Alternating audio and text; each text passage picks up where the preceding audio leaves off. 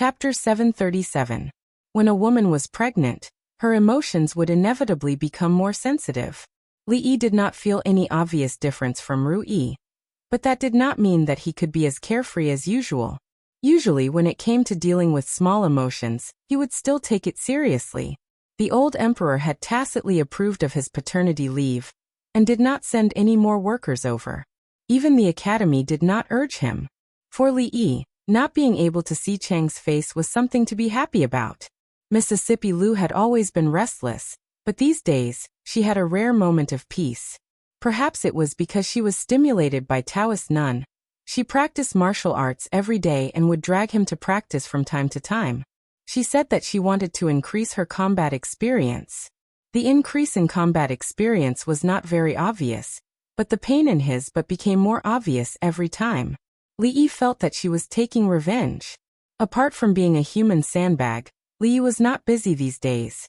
Most of the time, he cooked, chatted with her, and read some books on prenatal and postnatal care. As for the other things, he left them to Feng to handle. One of them was to buy a house in the city. It was surrounded by beautiful mountains and rivers, and was good for the physical and mental health. Although this place was not far from the capital, it was still outside the city. There were no good places to go around.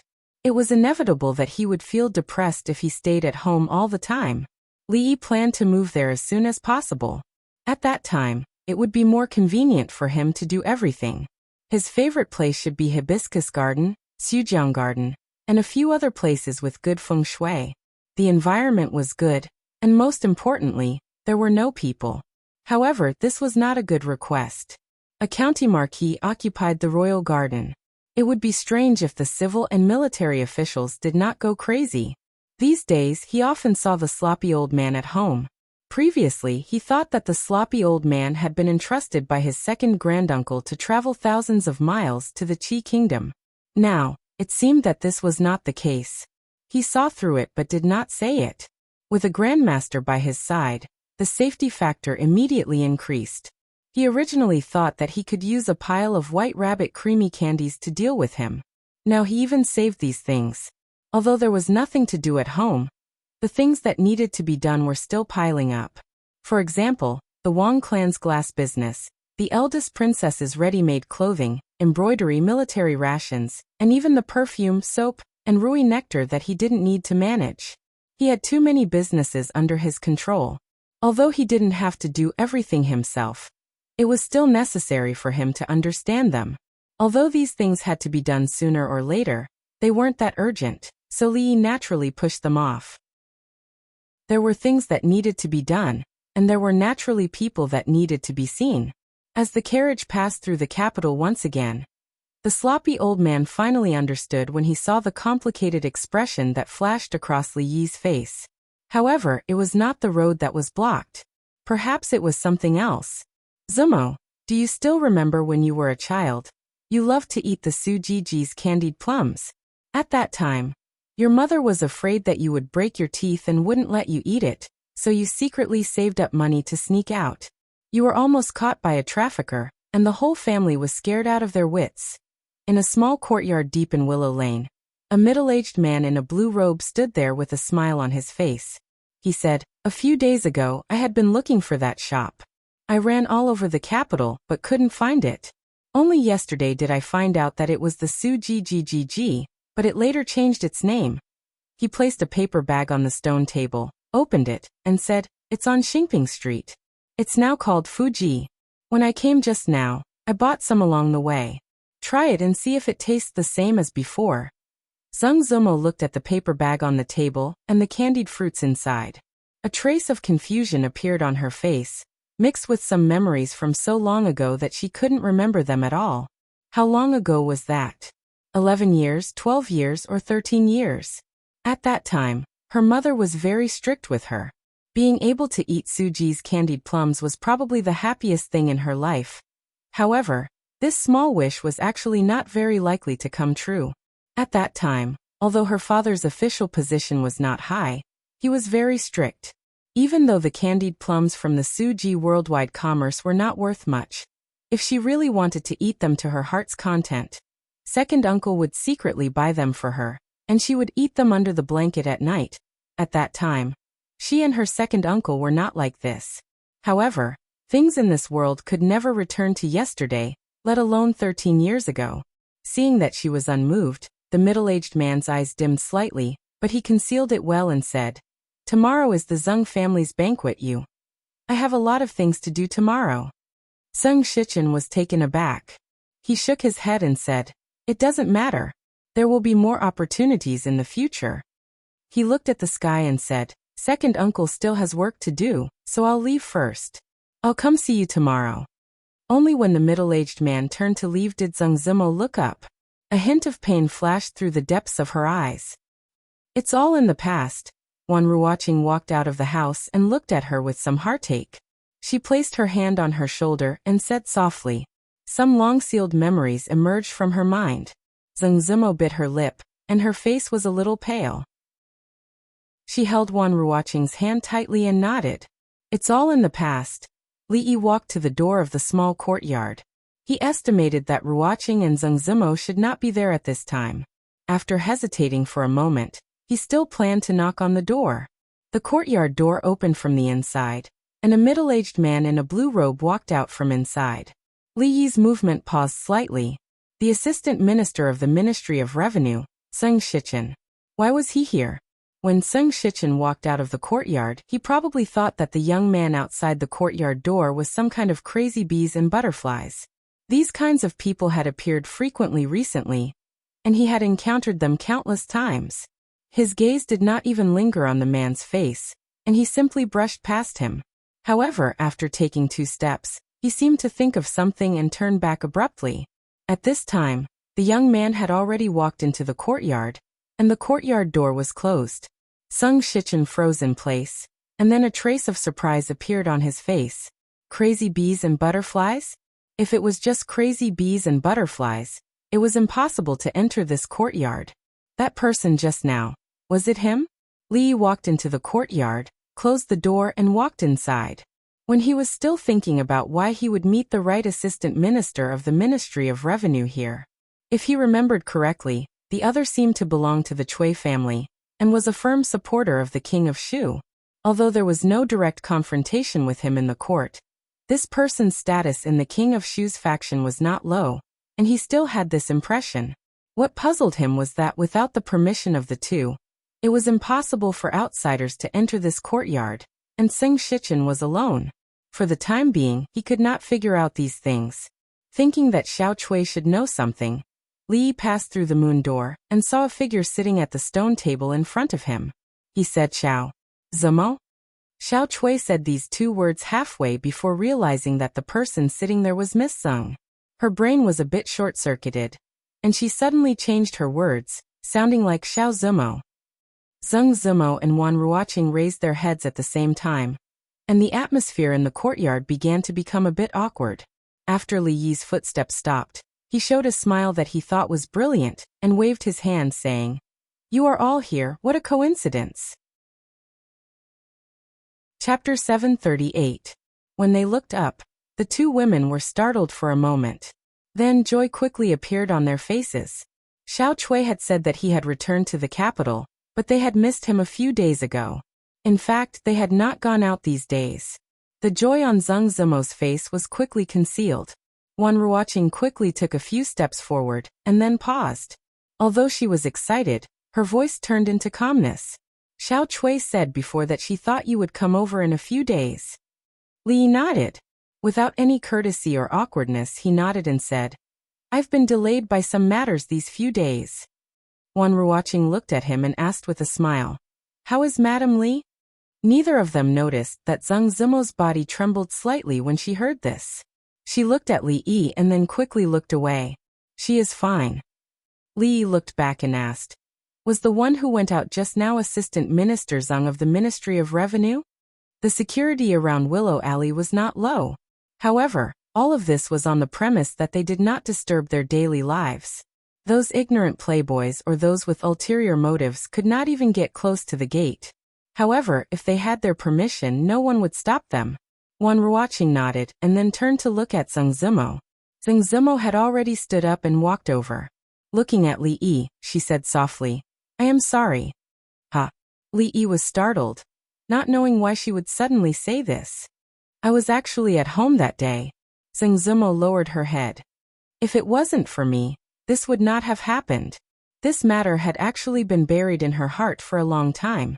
The two emotions of self-blame and guilt intertwined in her heart every day. It was only at this moment, when she saw that he was safe and sound with her own eyes, that her heart could finally be at ease. Li finally remembered that he had been to Willow Lane that day. At that time, Xiaotsue said that Zheng Zimo was not there. When he went back, he met the Taoist nun. At this moment, he smiled and waved his hand, as if he didn't care about this matter at all. He said, "This has nothing to do with you. She originally planned it. If it wasn't that day, it could have been the second day or the third day." Instead of asking why Zheng Zimo asked Xiaotsue to lie that day, Li looked at her and asked uncertainly. "That assistant minister Zheng Zimo whispered. "It's my second uncle." Suddenly hearing this news, Li Yi was startled. He looked at her and asked, What is going on?" He could feel Zheng Zimo's emotions at this moment. After saying this, he immediately changed his words. "If it's not convenient, it's not inconvenient." Zheng Zimo shook her head. "It's all in the past." She walked towards the door. "I'm about to go to the shop. Let's talk on the way." Li really didn't expect that she actually had such a story. More than a decade ago, the Zheng family was not very prominent, but in the capital city, it was also regarded as a rich family. Of course, the Zheng family at that time was not the Zheng family now. Zheng Zimo's father seemed to be a small official in the Ministry of Revenue. Later, because of a mistake in an important matter, he was involved in the struggle in the court, and was pushed to the teeth of the storm.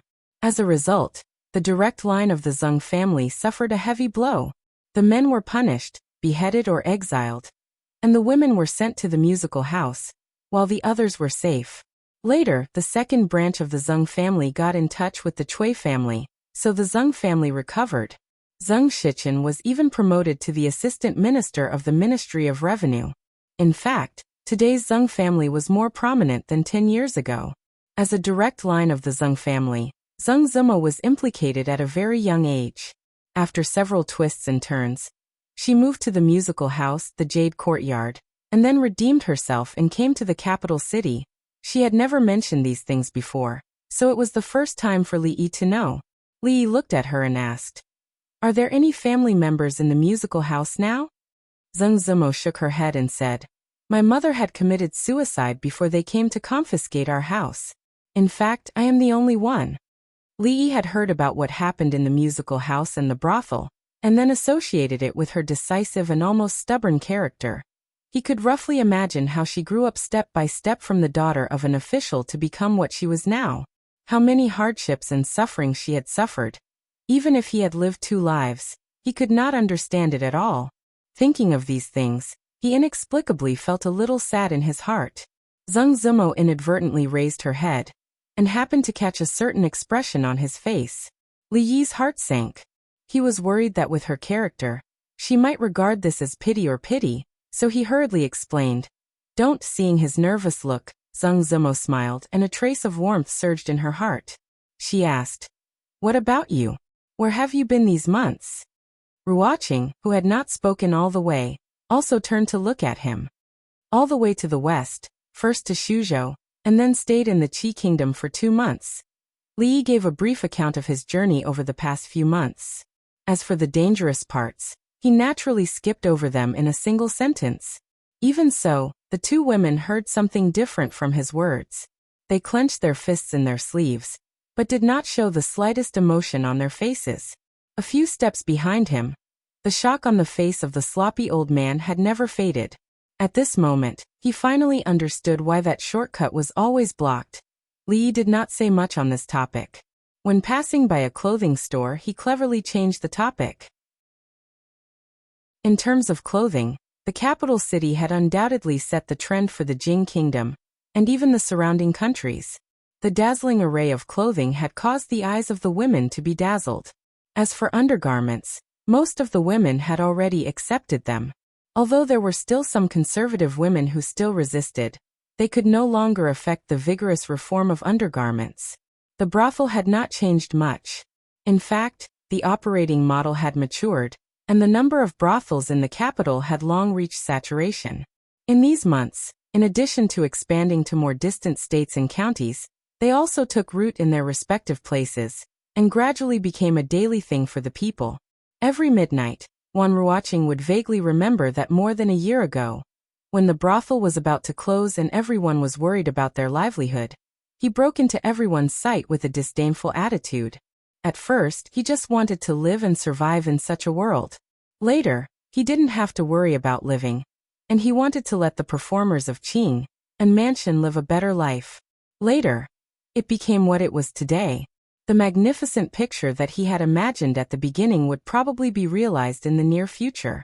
Li estimated the time and said, "It's getting late. Let's find a place to eat first." "Why don't we go back and cook?" Wan Ruoqing suggested. Li pointed to the restaurant in front and said, "In a while we'll go to the shops and brothel in front to take a look. Let's make do here first." Wan Ruoqing nodded, and Zheng Zimo naturally had no objections. Ever since all kinds of new plays began to rise in the capital, whether it was the common people or the powerful officials, many people had developed the habit of listening to plays. Many restaurants in the capital had also undergone some changes. After entering the restaurant, the first thing they faced was a stage that was half the height of a person. On the stage, there were performers specially hired by the restaurant to perform for the guests to enjoy. In the lobby on the first floor, facing the stage, the tables were arranged in the shape of stars. The position on the second floor was better, and one could see the whole scene from a high place. Of course, the corresponding price was more expensive. When Li Yi and the two women walked into the restaurant, it should be mealtime, but there weren't many customers eating. From the outside, this should be a high-end restaurant. Ordinary people probably couldn't afford it, so it was normal for such a situation to occur. Soon, a waiter came to greet them. At this time, somewhere on the second floor, wine glasses were clinked, but they were not taken back. Seeing this, someone asked curiously, "Young Master Qin, what's wrong?" Chapter 739. The table of banquets upstairs had always affected the heart of this restaurant's shopkeeper. To be able to open a restaurant here with a high standard meant that there must be some sort of backer behind them. At the very least, that backer could help them avoid most of the troubles they encountered on a daily basis. However, in front of certain people, there would come a time when these people would not be enough. The table upstairs belonged to this category. These rich young masters of the capital might not have much ability themselves, but their family backgrounds were often dukes or third-rank officials of the imperial court. They could not be provoked. Fortunately, although there were a few tables upstairs, they were quite far away from each other, so they were safe. The shopkeeper withdrew his gaze from them and looked at a group of people walking through the door. One of them was a young man who looked very unfamiliar, but he was quite handsome. Beside him were two women who were extremely outstanding in appearance. However, the sloppy-looking old man who was following behind the three of them ruined the atmosphere, causing the four of them to look a little strange. He called for a waiter to go over and wait for him. He no longer paid attention to them, and focused on moving the abacus in his hand. Speaking of which, this thing made by the academy was really useful. Using this thing called abacus to calculate accounts was much faster and more convenient than before. Young Master Qin, what's wrong?" At a table on the second floor, the young man carefully asked again. "Nothing." Qin Yu finally withdrew his hand and drank the wine in his cup in one gulp. His expression was calm as if nothing had happened. The young man turned his head and looked down. His gaze swept past a certain place and he was slightly startled. Then he withdrew his gaze and thought of a certain rumor about this young Duke Qin. His heart immediately understood. He looked down again, and his heart suddenly became lively. "Young Master Qin, I'll take my leave for a moment." After another round of toasting, the young man stood up and said apologetically. Then he turned and walked down the stairs. Qin Yu's gaze moved slightly. He glanced down but did not stop him. Wei Liangjun was the son of a newly appointed assistant minister in the Ministry of Rights. Although he was not directly under the Chen family, he had a deep relationship with the Chen family. Assistant Minister Wei had just been appointed, but in a short period of time, he had made many achievements. His reputation in the court was quite good, and he was a figure that the Chen family was pushing forward. Across from Qin Yu, Sung Zijin glanced downwards. His face darkened and his facial expression twitched. That man and woman had left an indelible impression in his heart. However, hatred was just hatred. It didn't stop him from thinking that Wei Liangjun, who thought he was smart, was a complete idiot. In the past 5 months, a storm had been brewing in the capital. Some officials had been banished from the capital, but naturally, there were also some officials who had emerged and entered the center of power. The momentary glory made some idiots feel that they could do whatever they wanted in this place. However, he didn't care about how handsome Wei Liang was. Although he didn't want to see that person, he couldn't help but look down. Did that person finally come back?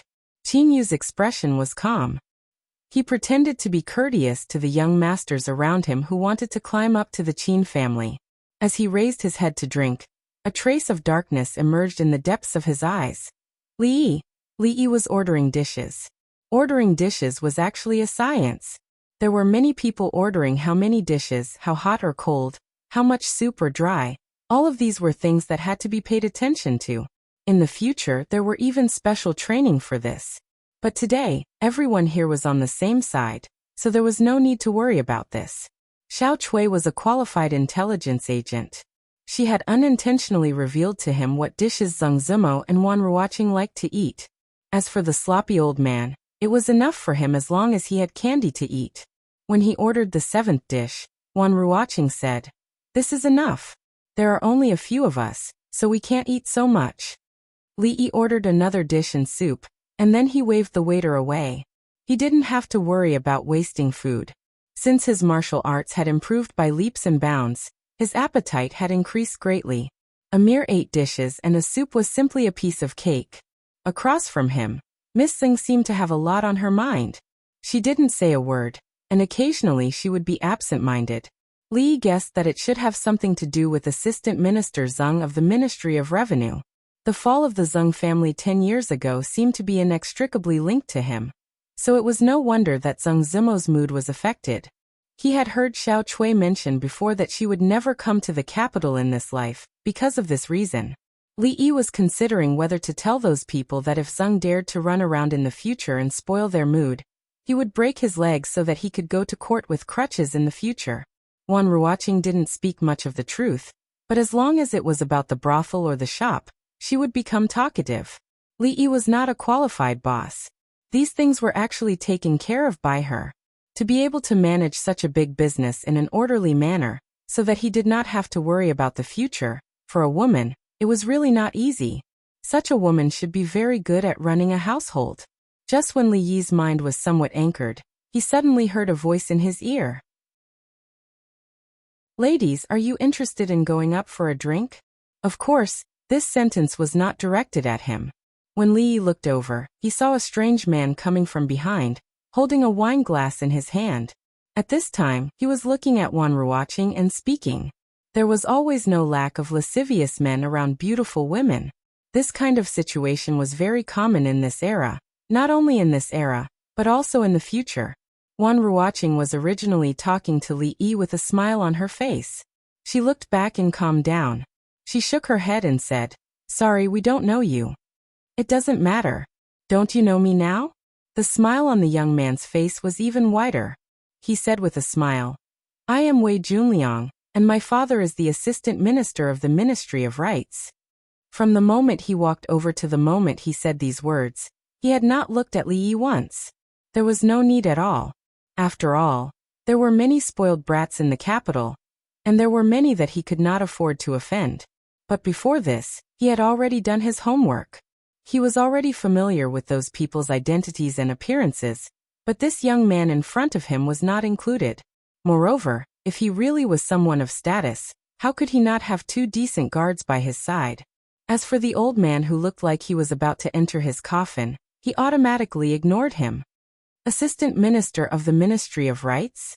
Li Yi thought about it and asked, "Isn't the Assistant Minister Chen Bo?" Zheng Zimo glanced at him and said in a small voice, "A few months ago, The original assistant minister of the Ministry of Rights was removed from his position and imprisoned. The current assistant minister's surname is Wei. Li Yi shook his head and said, "The assistant minister of the Ministry of Rights, a fourth-rank official. How can he be changed so easily? It's really not easy to be an official nowadays." Zheng Zimo looked at him in surprise. The reason the original assistant minister of the Ministry of Rights was investigated was because of the account investigation a few months ago. And that matter. Wan Ruoqing's expression changed slightly when she heard the words assistant minister of the Ministry of Rights. She glanced at Li Yi and wondered if this matter would affect him in any way. Then, she looked at the young man and said, "Apologies, my friend is here." "Are you talking about this young lady?" The smile on Wei Junliang's face was still there. He said, "No problem, this young lady can come with us." "Apologies." Wan Ruoqing's tone was calm. Wei Junliang's expression darkened. He said coldly, "This is not giving me face." Chapter 740. For Wei Junliang, what he cared about right now was not his face, but the face of the person upstairs. He was full of confidence, but his meaning was already very clear. Just now, Duke Qin had glanced down a few times. It was clear that he had thoughts about these two beautiful women. Of course, Wei Junliang himself also had thoughts about them, but in front of Duke Qin he could only give way. Only by satisfying Duke Qin could the Wei family advance further. This was not only his intention, but also the intention of his father, the assistant minister. Although he hadn't been in Jingdo for long, during this time, as long as he announced his father's name, any woman would throw themselves at him.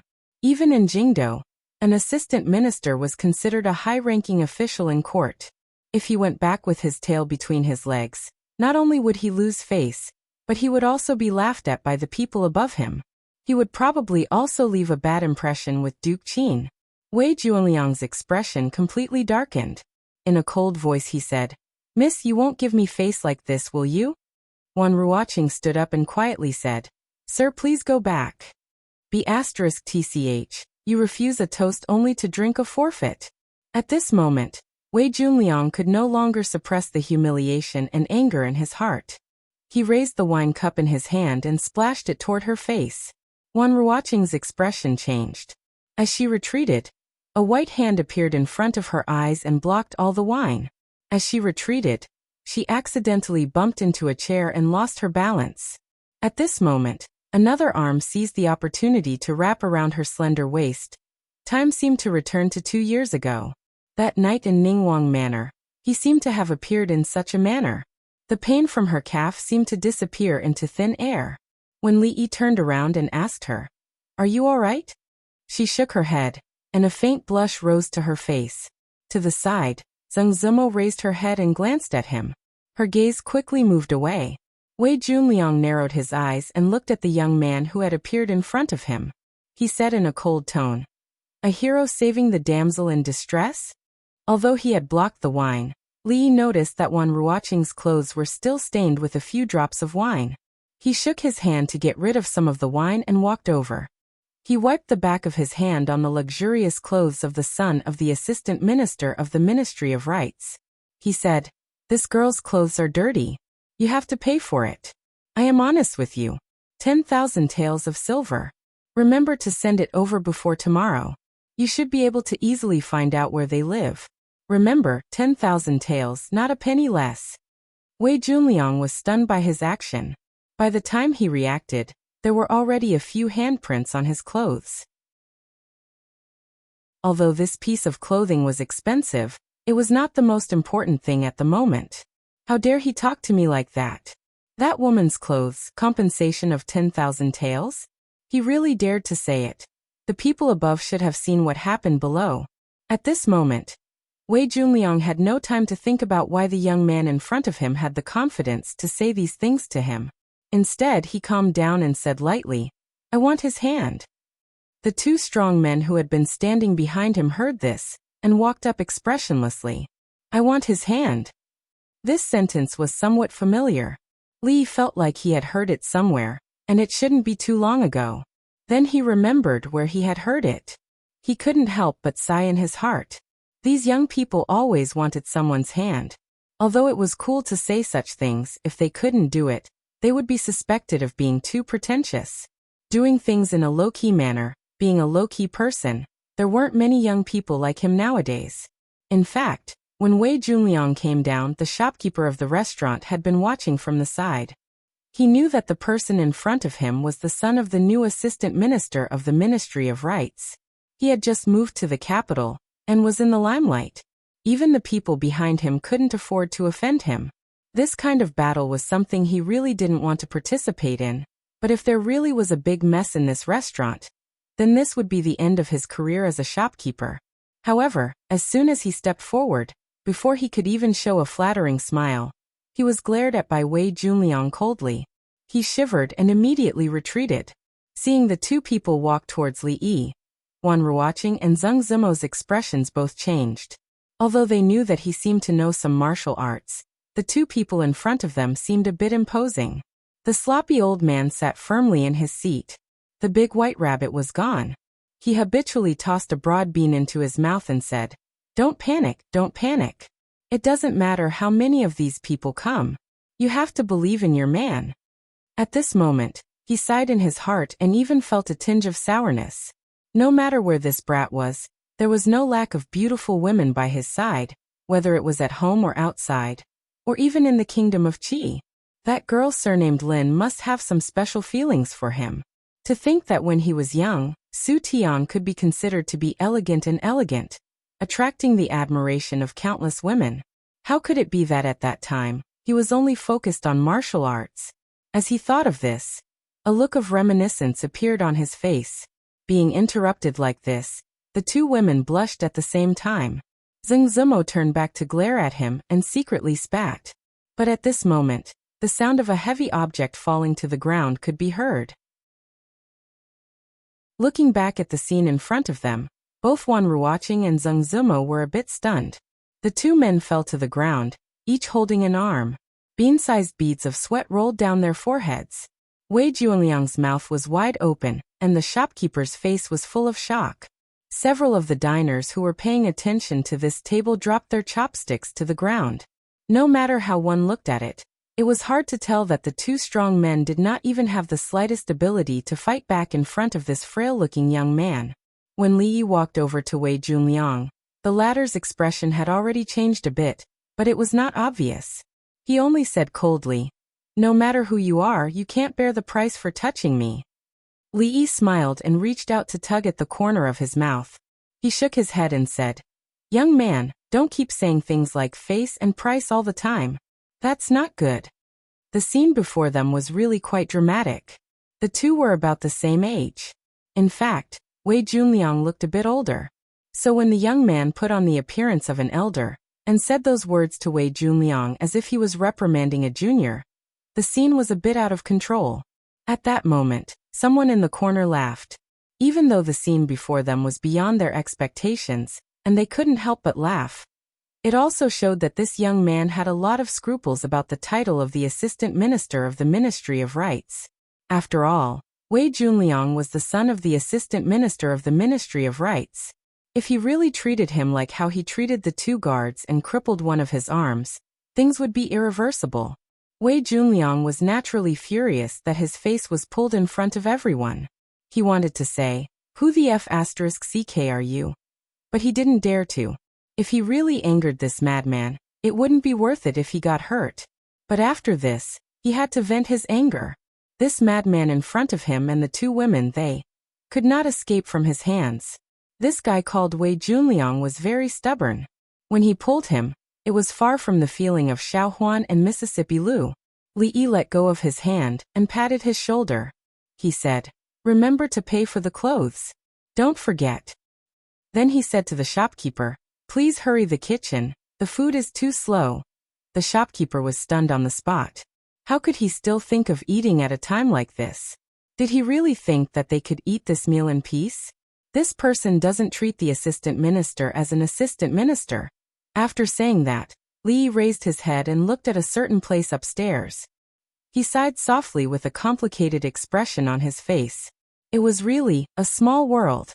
When he looked away, a sharp glint appeared in his eyes. Some things, if done too much, will become meaningless. Chapter 741. Li Yi had not been idle at home for the past few days after his return. He cared very little about the matters of the court, such as the newly appointed assistant minister of the Ministry of Rights or the changes in other positions in the court. Compared to other matters, they seemed somewhat insignificant. The old emperor's health was deteriorating day by day, and the morning court had been stagnant for a long time. Other than a few major matters, most of the matters in the court were decided by the Minister of State, with the left and right prime ministers as the leaders. This system had been in place since the previous dynasty. The emperor could not personally govern in the short term, so it would not have too much of an impact on the running of the country. The matters of the court were only concerned with the general structure of the situation. Everything else was related to personal matters. Many things had happened in the capital in the past 5 months. Although the information was categorized and organized in an orderly manner, there was still a lot of information, so he only picked out the important ones. It included the 2 women being ambushed in the middle of the night and narrowly escaping. The death of Li Jianren, the son of the assistant minister of the Ministry of Works, was a major case that shook the entire capital. And there was still no conclusion. He still felt some lingering fear when he thought of this matter. If there was anything, it would be directed at him. He hated these people who schemed in the dark. If the so-called foppish young masters of the capital really lost their heads for a moment, they could mobilize a lot of power in a short period of time. It was fine if it happened once or twice, but not more than 3 times. How many times had this happened? Anyone who was kidnapped thousands of miles away when his wife was pregnant, and could only return after a few months would feel a pent-up anger. This aura would not dissipate with time. These few peaceful days did not disperse the anger in his heart. Instead, he could not suppress his impulses. Li Yi raised his head and glanced at the sky, then walked over. Ruoqing pulled his arm and shook her head slightly. She whispered, "Don't be impulsive. I saw an acquaintance, so I went up to catch up. The dishes are here. Eat first, don't wait for me." Li Yi smiled and turned to pat her hand. He said, "I just want to tell them that I'm back." Li Yi looked at the slovenly old man and nodded slightly. He turned and walked up the stairs. I didn't expect that even the Vice Minister Gongzi would be ignored by others. Our young Master Wei is going to lose face this time. There are crouching tigers and hidden dragons in the capital. How long has it been since he arrived? It's good to take him down a peg. Upstairs, even those who were at the same table as Wei Junliang just now were not necessarily of the same mind as him. Although they all needed to curry favor with young Duke Qin, they were also secretly competing with each other. Seeing Wei Junliang's setback, they naturally couldn't help but tease him a little. However, as soon as they finished speaking, they noticed that Sung Zijian's expression had changed. As for young Duke Qin, his hand that was holding the wine cup stopped in midair, his expression slightly unnatural. The sound of footsteps could be heard as they went up the stairs one after another. The footsteps were short but powerful. In this quiet restaurant, they were exceptionally clear. They quickly turned their heads and saw the young man who had been downstairs a moment ago walking up the stairs. What is he doing? The people downstairs who saw this scene all revealed expressions of extreme shock on their faces. The person sitting upstairs was an even more hedonistic hedonist than Wei Junliang. The shopkeeper raised his head to take a look. He seemed to have thought of something and suddenly felt a little dizzy. It can't be. 5 months was not a long time, but it was not a short time either. From when Wei Junliang came downstairs until now, some of the people present seemed to have remembered some people or things that had almost been forgotten. Their faces were stunned and their hearts trembled. It can't be. They muttered to themselves in their hearts. At this moment, Wei Junliang had also come back to his senses. Seeing that the person had already walked up the stairs, he quickly followed and shouted, "What are you doing? Stop!" Under the astonished gazes of the restaurant customers, the contemplative gazes of the hedonists at the table, and the sound of Wei Junliang's hurried footsteps upstairs, Li Yi walked to the side of the table, and to Qin Yu's side. "Is there a point?" He looked at Qin Yu with a calm expression, like an ancient well without ripples. Hearing this voice again after so many months, Sung Zijian had to admit that his heart uncontrollably tightened, and his palms began to sweat slightly. Those unerasable memories and the continuing pain in a certain part of his body caused him to lower his head, not daring to meet the gaze of the person in front of him. Some of the other young people at the table seemed to have remembered something. Their faces paled and they all lowered their heads. When the others saw that this person actually spoke to young Duke Qin in this manner, they were mostly astonished but even more vigilant. They were not fools and naturally understood that at this time, it was not the time for them to interrupt. What do you mean? Qin Yu raised his wine cup, his expression indifferent as he gently took a sip. I said. Li Yi's voice paused. Is there a point? When he said the last sentence, his voice was slightly raised. Slap. The slap was loud and clear, followed by the sound of porcelain breaking. The people at the table saw the young man slap young Duke Qin's face. The wine cup in young Duke Qin's hand flew out of his hand, and a swollen handprint quickly appeared on his face.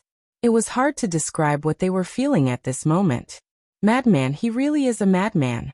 Does he even know what he's doing? The moment the slap sounded, Sung Zijian's body trembled slightly. How many times? How many times?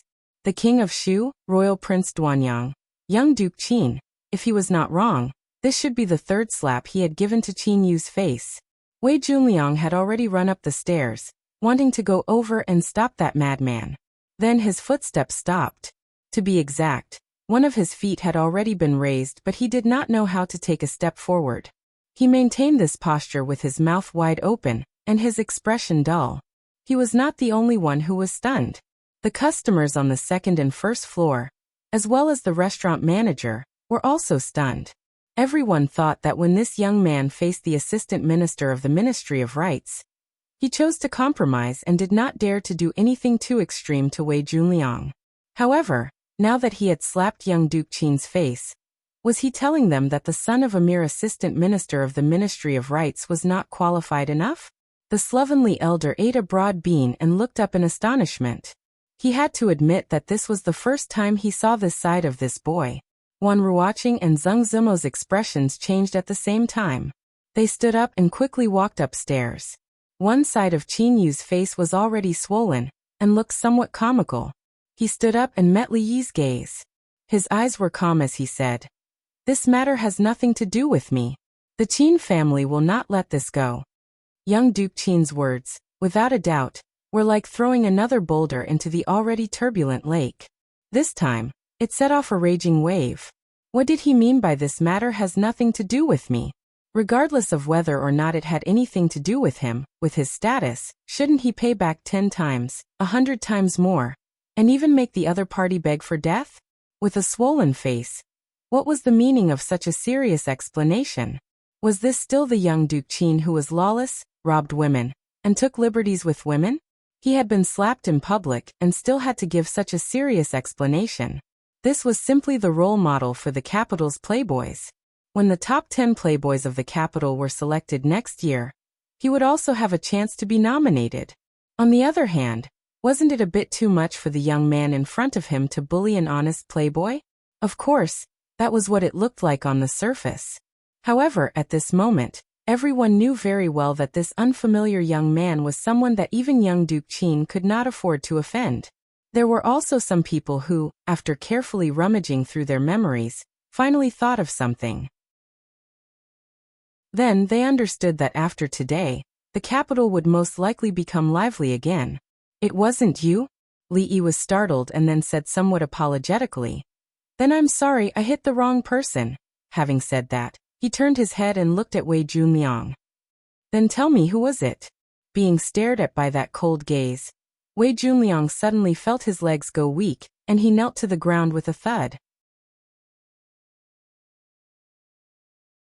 Chapter 742. Arrogant, he was simply too arrogant.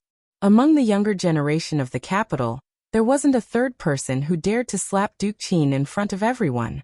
The reason why it was the third was because there was one person who wasn't in the capital. However, there was only one person who could say, "Sorry, I got the wrong number," in such a nonchalant manner after the slap, and let the matter pass so easily. If Wei Junliang still didn't know that this unfamiliar young man in front of him was someone he couldn't afford to offend, including Duke Qin, then he would have lived the first half of his life in vain. However, while he understood, there were others who didn't. Arrogant, too arrogant. A 14 or 15-year-old youth slammed the table and stood up. He ordered the group of guards behind him. "What are you waiting for? Hurry up and bring him to the authorities." Immediately, 2 guards walked over from behind and looked around. When they saw that the guards of the other young masters hadn't made a move, they couldn't help but freeze on the spot, and didn't dare to step forward. Wei Juanliang's 2 guards were still lying on the floor. They didn't think they were stronger than those 2. If they insisted on putting on a strong front, they might end up like them. "Wang Yu," someone beside him reminded him in a low voice. Just by looking at Duke Qin's reaction, they knew that today's matter was beyond their control. How could an unrelated person from a branch of the Wang family act like a big shot at this time? "Wang Yu?" Li Yi raised his brows and asked. "Which Wang family?" The youth had a smug look on his face as he said loudly, "Luochuan Wang family. Do you dare to offend the Luochuan Wang family?" The Qin family only relied on Prime Minister Qin. Without Prime Minister Qin, the Luochuan Wang family, which had a deep foundation, would far surpass the Qin family in terms of family wealth and influence.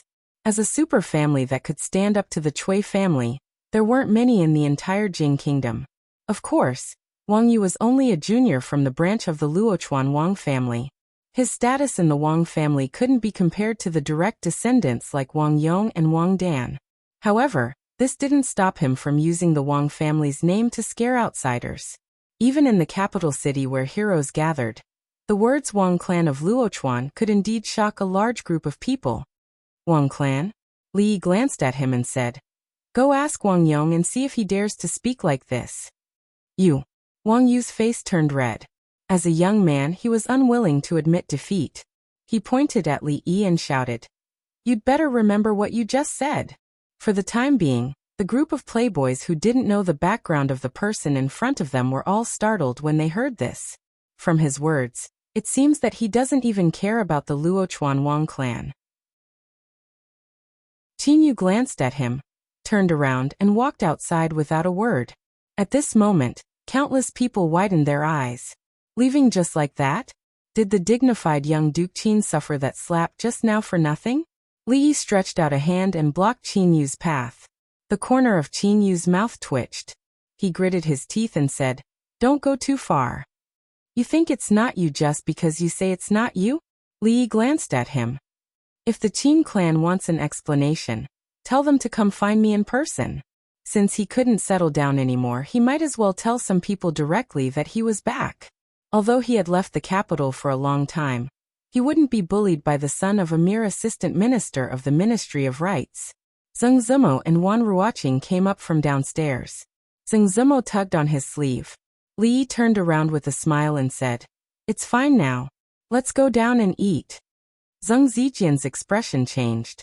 He finally gritted his teeth and walked out of the crowd. He said in a low voice, "Zumo, slap." Zheng Zijian's eyes widened. He covered one side of his face and looked at Li Yi in disbelief. Li Yi looked at him and said coldly, "You think you can call me Zumo?" Zheng Zumo tugged on his sleeve again and said in a low voice, "He's the son of Assistant Minister Zheng." So what if he was the son of Assistant Minister Zheng? Could the son of Assistant Minister Zheng do whatever he wanted? The son of Assistant Minister Zheng. The son of Assistant Minister Zheng should be Zheng Zimo's cousin. They didn't know each other. Li Yi waved his hand apologetically and said, "Sorry, I hit the wrong person again." Countless people present were petrified upon hearing this. Now the price for beating up these playboys in the capital was so low. Was that all they needed to say was an apology? A flurry of footsteps came from downstairs. The officials were always one step late. Earlier, when the situation was getting out of control, the owner of the restaurant had already sent a waiter to report to the authorities. He couldn't afford to offend anyone here. Although he couldn't afford to offend the magistrate of the capital, he didn't know the magistrate of the capital, so he'd better leave this headache to him. In fact, when County Magistrate Liu heard the news, he had already cursed all the female relatives of these playboys. Damn it, had it been easy for him these days? He was classified as County Marquis Li's faction, and was ostracized by the King of Shu's faction everywhere. Without County Marquis Li, He didn't even have anyone to talk to. He had to deal with chores all day long. These bastards always caused trouble. If he didn't handle it well, he would be caught again. This magistrate of the capital was so useless. He hurried into the restaurant and asked loudly, "Where is the person who beat up people?"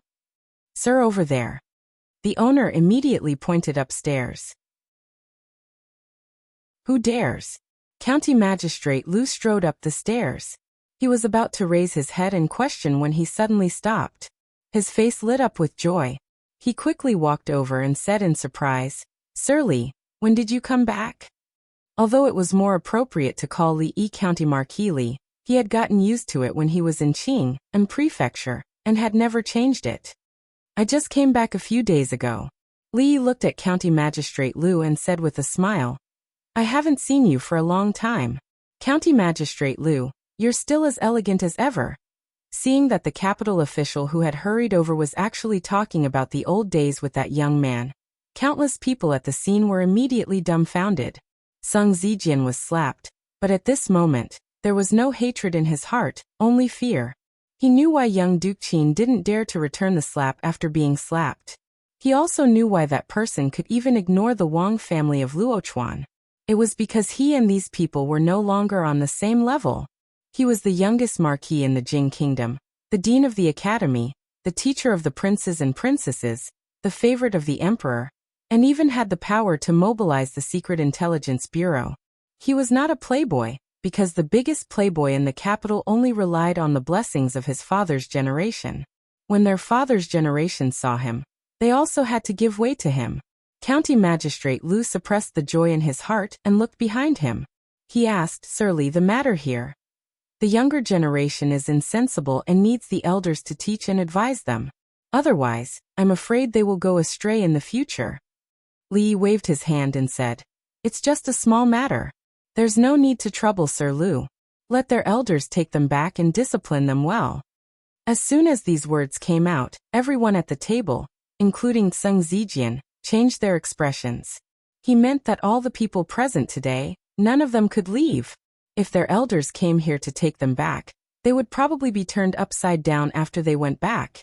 At this moment, County Magistrate Lu had already understood some meaning from Li Yi's words. He was secretly delighted. This time County Marquis Li was really angry. It was a good opportunity for him to frighten those who secretly played tricks. County Magistrate Lu waved his hand, and the yamen runners and constables behind him had surrounded the stairs. He smiled and stretched out his hand, saying, "Sir Li, please." Li looked back at the two women and said, "Don't stand here. Let's go down and eat." Under the gaze of all the people in the building, they went down the stairs. When passing by the shopkeeper, Li looked at him discontentedly and asked with a frown, "What's the matter? It's been so long, but not a single dish has been served." The shopkeeper shuddered all over and immediately said, "I'll go and urge them right away. Right away." After saying that, he ran to the kitchen. He had already made up his mind that if the chef couldn't cook those dishes in 15 minutes, in 15 minutes, he didn't need to come here tomorrow. Chapter 743. It turned out that it was necessary to urge the waiter when eating out.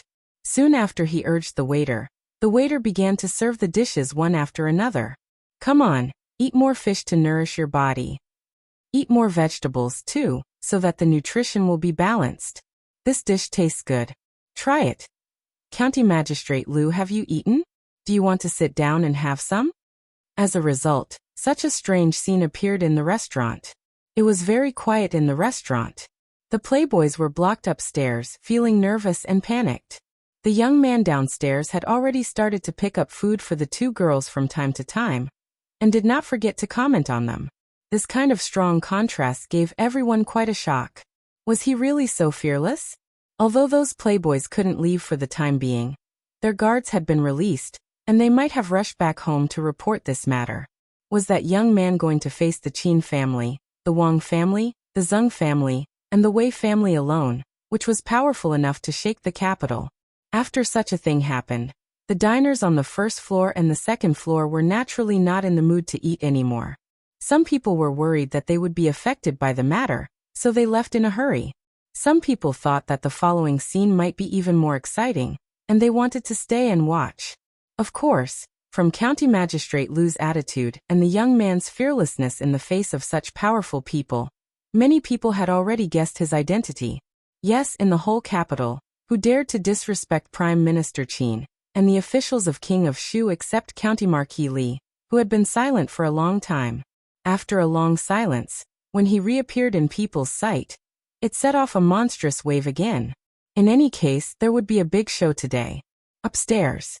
Although one side of Qin Yu's face was swollen, he was quite calm, and he even sat down again, drinking and eating as if nothing had happened. However, his other hand, which was hidden in his sleeve, was clenched into a fist, with blue veins popping out, indicating that he was not as calm as he appeared to be.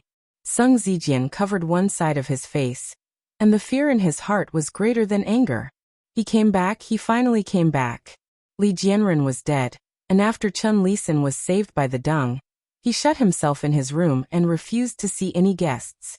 When Cui Shixin went out, he would always be accompanied by more than 10 guards. Obviously, he was scared out of his wits. All this had nothing to do with that person, because what he was best at was to kill others with a borrowed knife.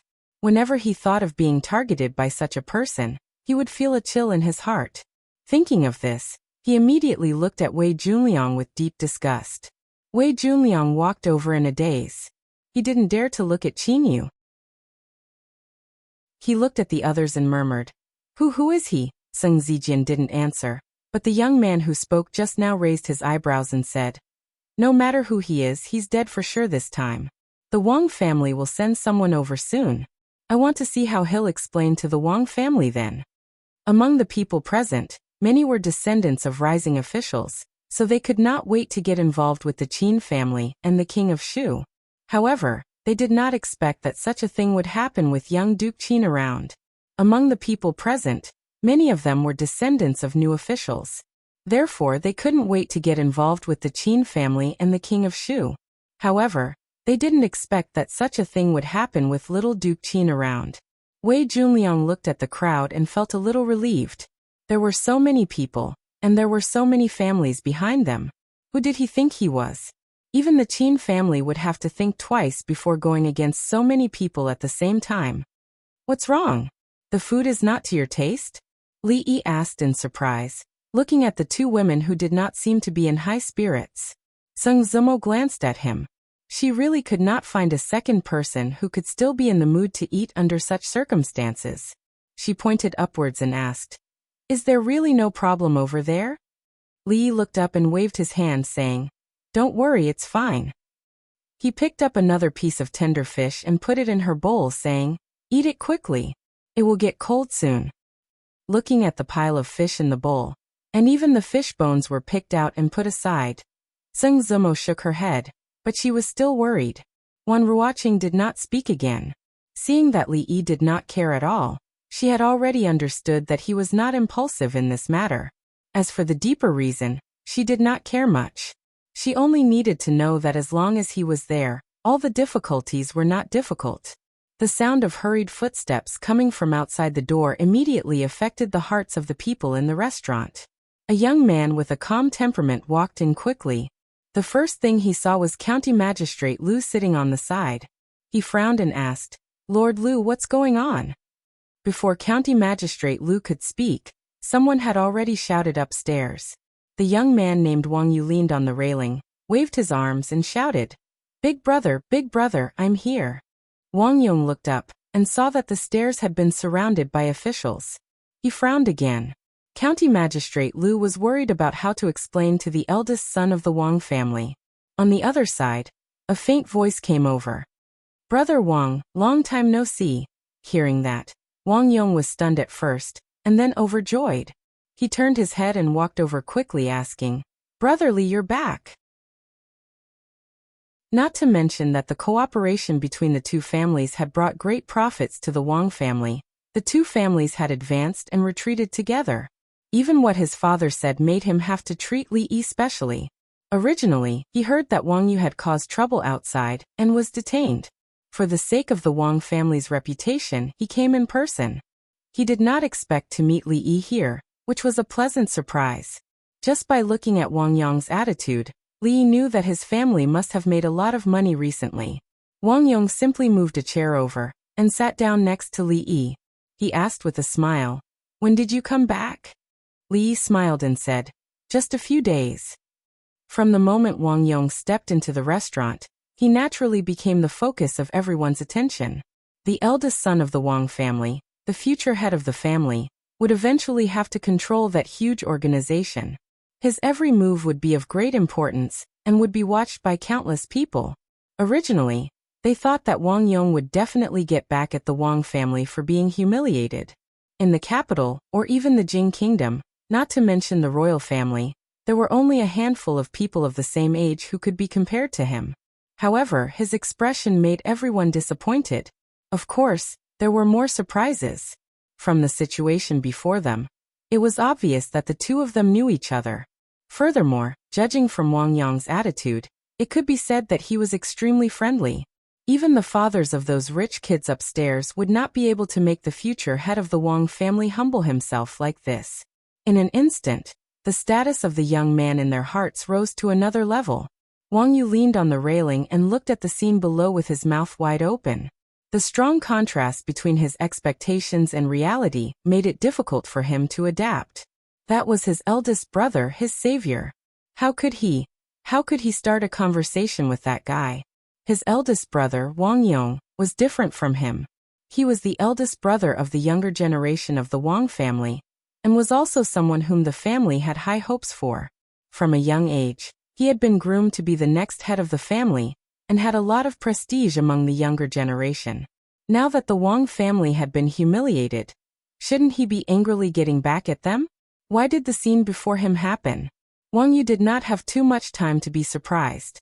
Downstairs, after clarifying the cause of the matter, Wang Yong's originally smiling face had already darkened. He stood up, looked up and said coldly, "Get down here." Wang Yu's face revealed a look of horror. He grabbed the railing tightly because if he let go, he would directly collapse to the ground. Chapter 744. In the end, Wang Yu still came down. The branch he belonged to was only one of the branches of the Wang family, and was not valued by the Wang family. Even his father did not dare to put on airs in front of the eldest young master of the Wang family. "I'm really sorry, brotherly. The Wang family did not teach you well and caused you trouble." Wang Yong looked at Li Yi apologetically. When he turned around, his face instantly darkened and he said coldly, "Quickly apologize to County Marquis Li." He was angry not only because Wang Yu had offended someone he shouldn't have, but also because Wang Yu had made friends with someone he shouldn't have. This was something the Wang family could not allow. The young man named Wang Yu no longer looked arrogant. He lowered his head and said in a low voice, "County Marquis Li, I'm sorry. I was wrong." Hearing his soft voice, Wang Yong's face darkened and he said, louder, "Didn't you eat?"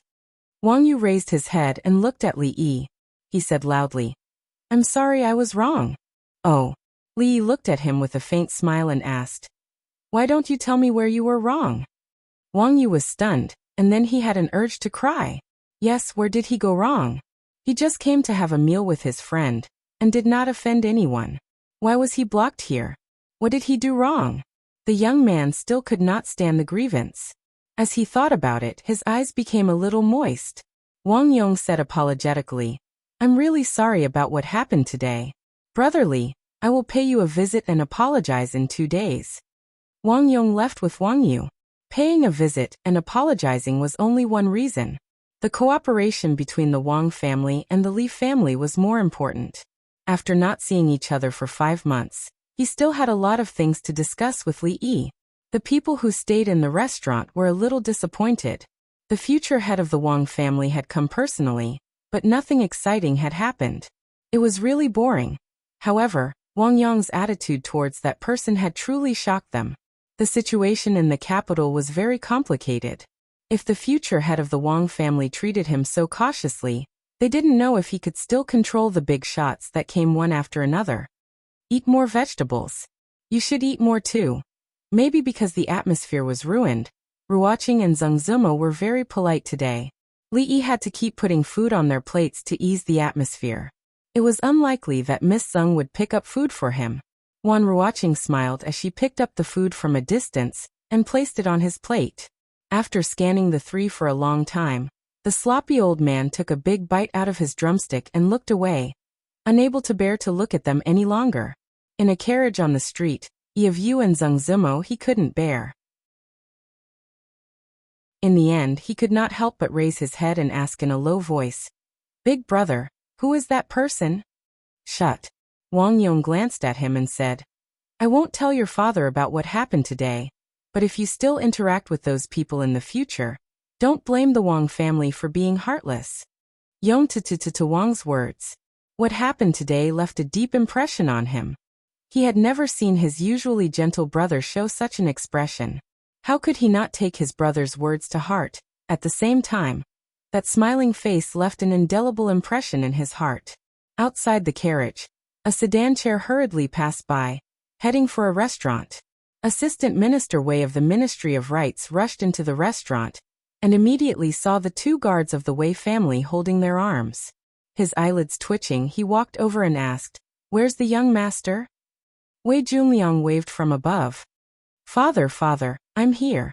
When Wei Junliang ran down, the officials didn't stop him. Assistant Minister Wei looked at him and asked with a frown, "What's going on?" Wei Junliang stammered and didn't say a word. Even young Duke Qin didn't dare to resist when he was slapped. Even Wang Yong had to treat him with respect. As his father, no matter how he thought about it, he wasn't good enough. Assistant Minister Wei. County Magistrate Liu walked up and cupped his hands at the man. "Lord Liu." Assistant Minister Wei recognized him.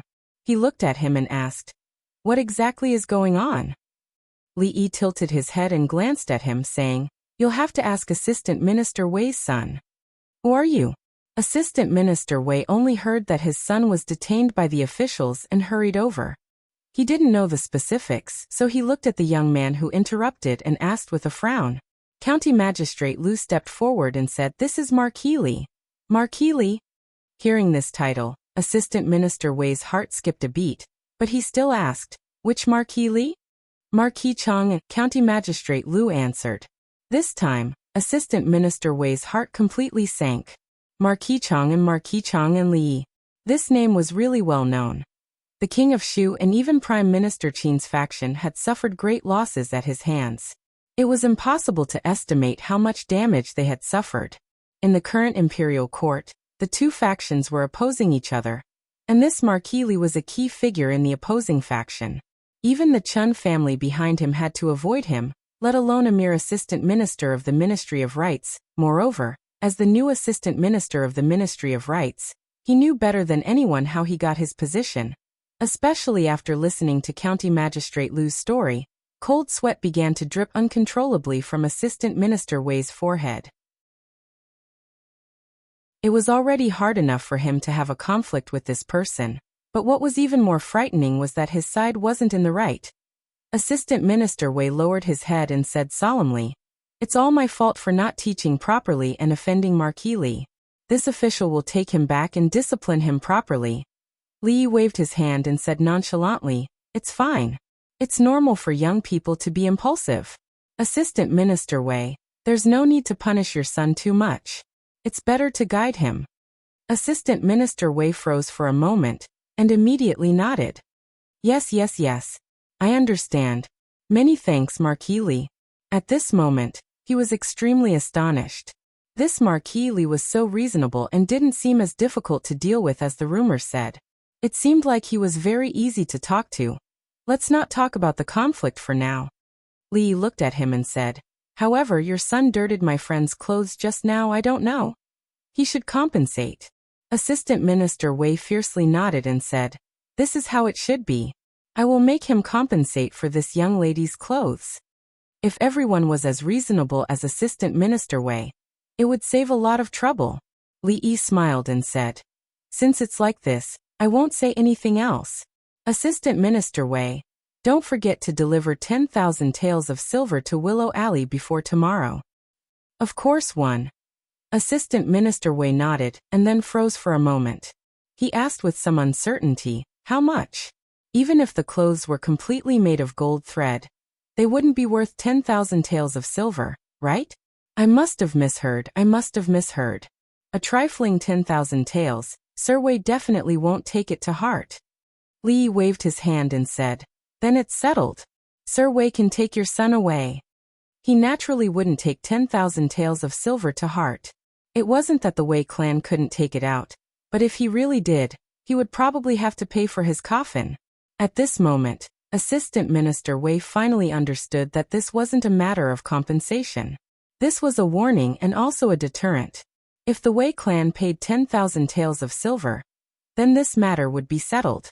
Otherwise, his position as the Assistant Minister of the Ministry of Rights would probably have to change. Assistant Minister Wei didn't doubt that the seemingly harmless young man just now had this kind of ability. He didn't know how he left the restaurant and walked on the street in a daze. At a certain moment, he was startled awake and hurriedly said, quick, to the Chen estate. Father. Wei Junliang had just said one word when he was slapped across the face by Assistant Minister Wei, attracting the attention of all the pedestrians on the street. Father, you hit me. Young Master Wei, who had never been treated like this before, covered his face and said in disbelief, isn't it just a county marquis? You are the Assistant Minister of the Ministry of Rights and have Uncle Chen behind you. Why are you afraid of him? How did I give birth to such an idiot like you?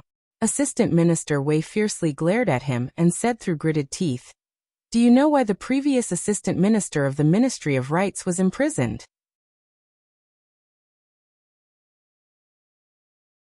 Chapter 745. After Wang Yong, Assistant Minister Wei of the Ministry of Rights also left with his son. They didn't lower their voices on purpose, so the people in the restaurant could hear them clearly. 10,000 taels of silver. Just because the girls' clothes were stained with a few drops of wine, the Wei family had to pay 10,000 taels of silver as compensation. This price was unimaginably high.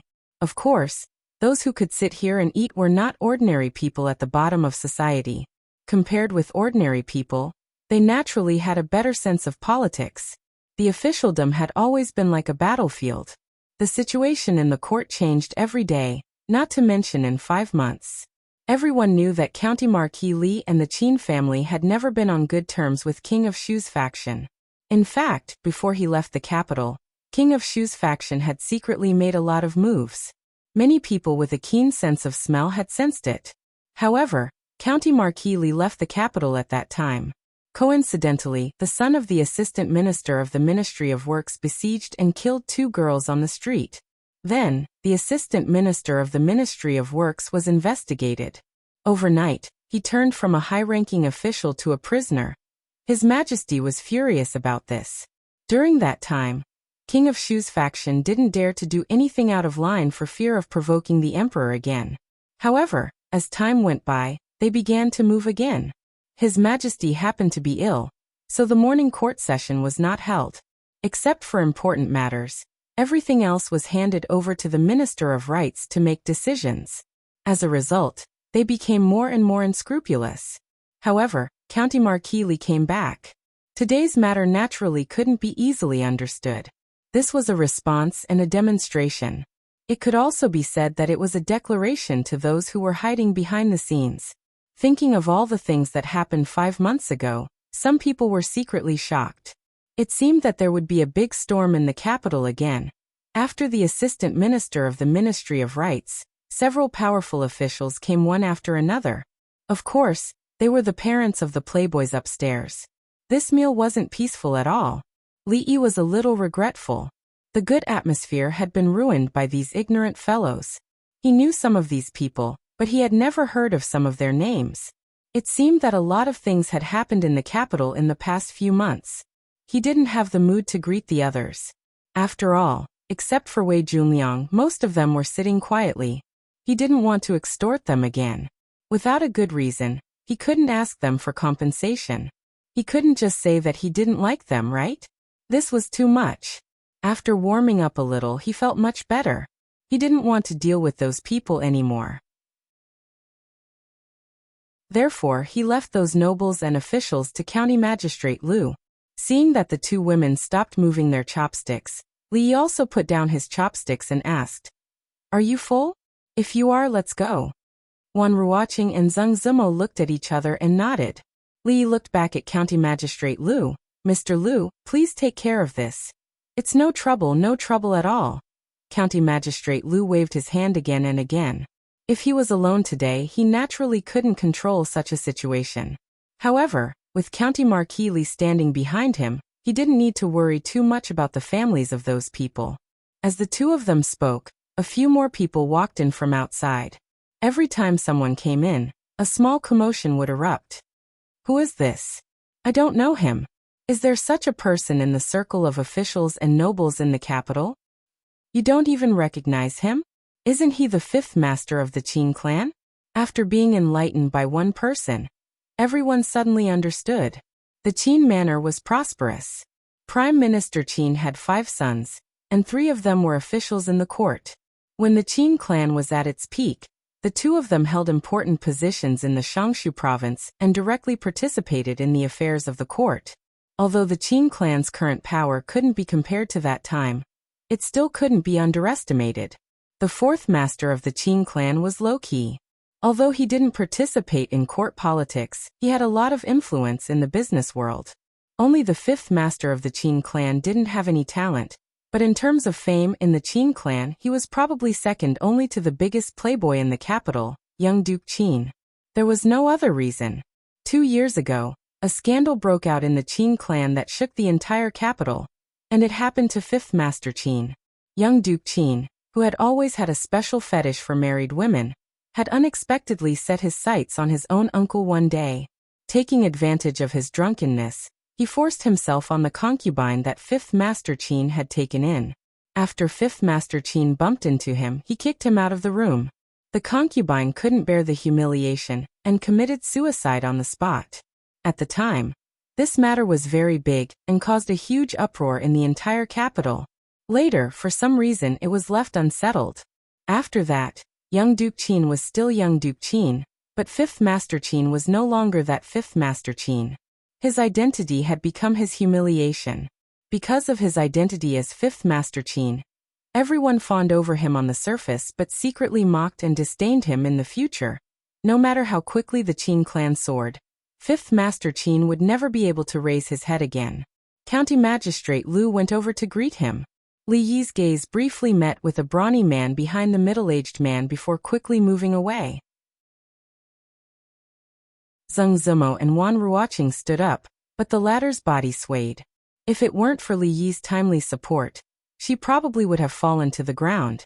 What's wrong? Li Yi asked with concern. Wan Ruoqing frowned slightly and said, I think I bumped into something just now. When she was avoiding that man just now, her calf bumped into a table and chair. At that time, she was nervous and didn't feel anything. Now that she was completely relaxed, there was a burst of pain. Zheng Zimo walked over to help Li Yi support her. Li Yi looked at her and asked, Can you still walk? It's fine. Wan Ruoqing shook her head.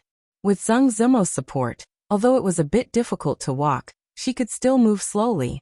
Qin Yu and 5th Master Qin didn't have much communication. When they walked down the stairs, they didn't look at Li Yi and walked straight out of the restaurant. When Li Yi and the 2 women walked out, they just happened to see Assistant Minister of Revenue Tseng Shichen rushing over. He looked at Zheng Zimo with an extremely surprised expression. Zheng Zimo lowered her head and didn't say anything. On the street, seeing Wan Ruoqing frown with every step, Li felt that the asking price for the clothes just now was still a bit too low. That Wei guy had gotten it too easy. However, after all, he was a man of his word. It was hard to take back what he had said. It was not appropriate to raise the price now. If he could not deliver the money by tomorrow, it would be reasonable for him to double the compensation. Presumably, the other party would have nothing to say about it. Does it hurt a lot? The street was bustling with people, and carriages couldn't go through. Seeing Wan Ruoqing's tightly furrowed brows, Li finally stopped and asked. Wan Ruoqing shook her head and said with a smile, It's fine. Her brows didn't even relax, so this smile looked a bit forced. Li walked in front of her and squatted down. Come on up. Ah. Wan Ruoqing stilled slightly. When she understood what he meant, her pretty face blushed. He was different from all the men she knew. Although she had tried her best to get used to the way the two of them interacted, she still felt that putting food on each other's plates was the limit of what she could do. This was something she had only gotten used to after a long time, because when he said these things, his eyes were always as clear as water, without a trace of lust. Other than him, if it was anyone else, she would most likely think of them as a lecher and wouldn't give them any good looks. But habit was habit. If she was carried by him through the crowded streets and watched by so many people, just thinking about it made her face a little hot. Zheng Zibo also looked at this scene in a daze. At this time, Li Yi had already begun to urge. "It will be dark by the time we walk back like this." Li Yi looked back and said, "Let's hurry, it's not the first time anyway." The first time he was talking about was naturally when she had fainted from a high fever, when she came out of Ningguangfu and Qing'anfu. Zheng Zibo turned her head with some difficulty. "Not first time?"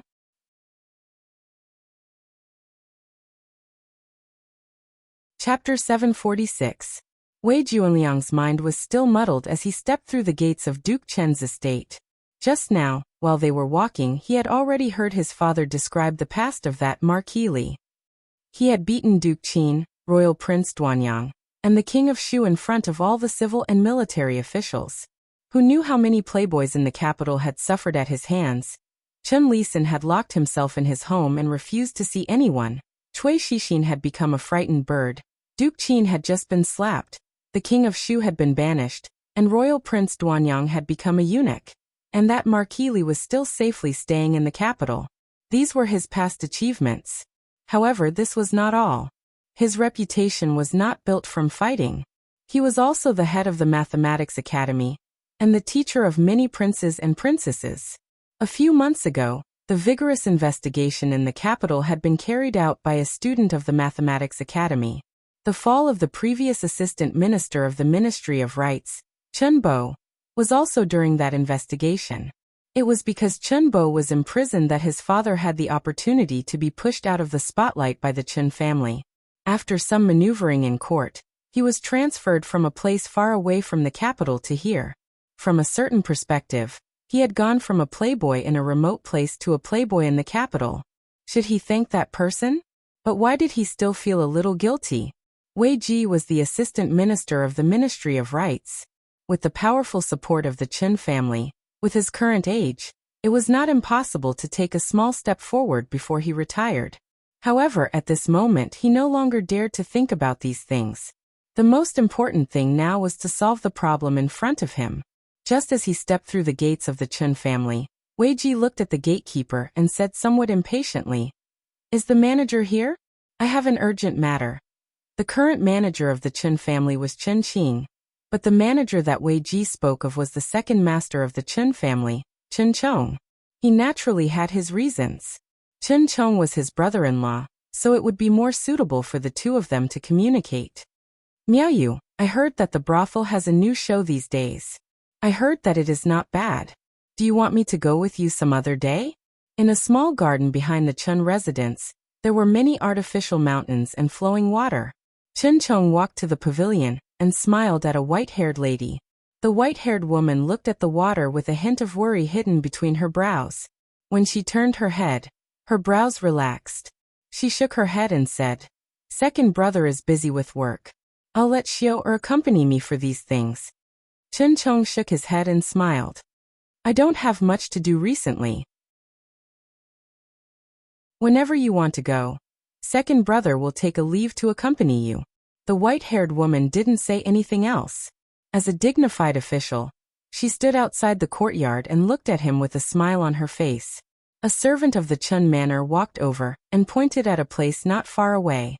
He said respectfully, "Second master, Lord Wei of the Board of Rights is here."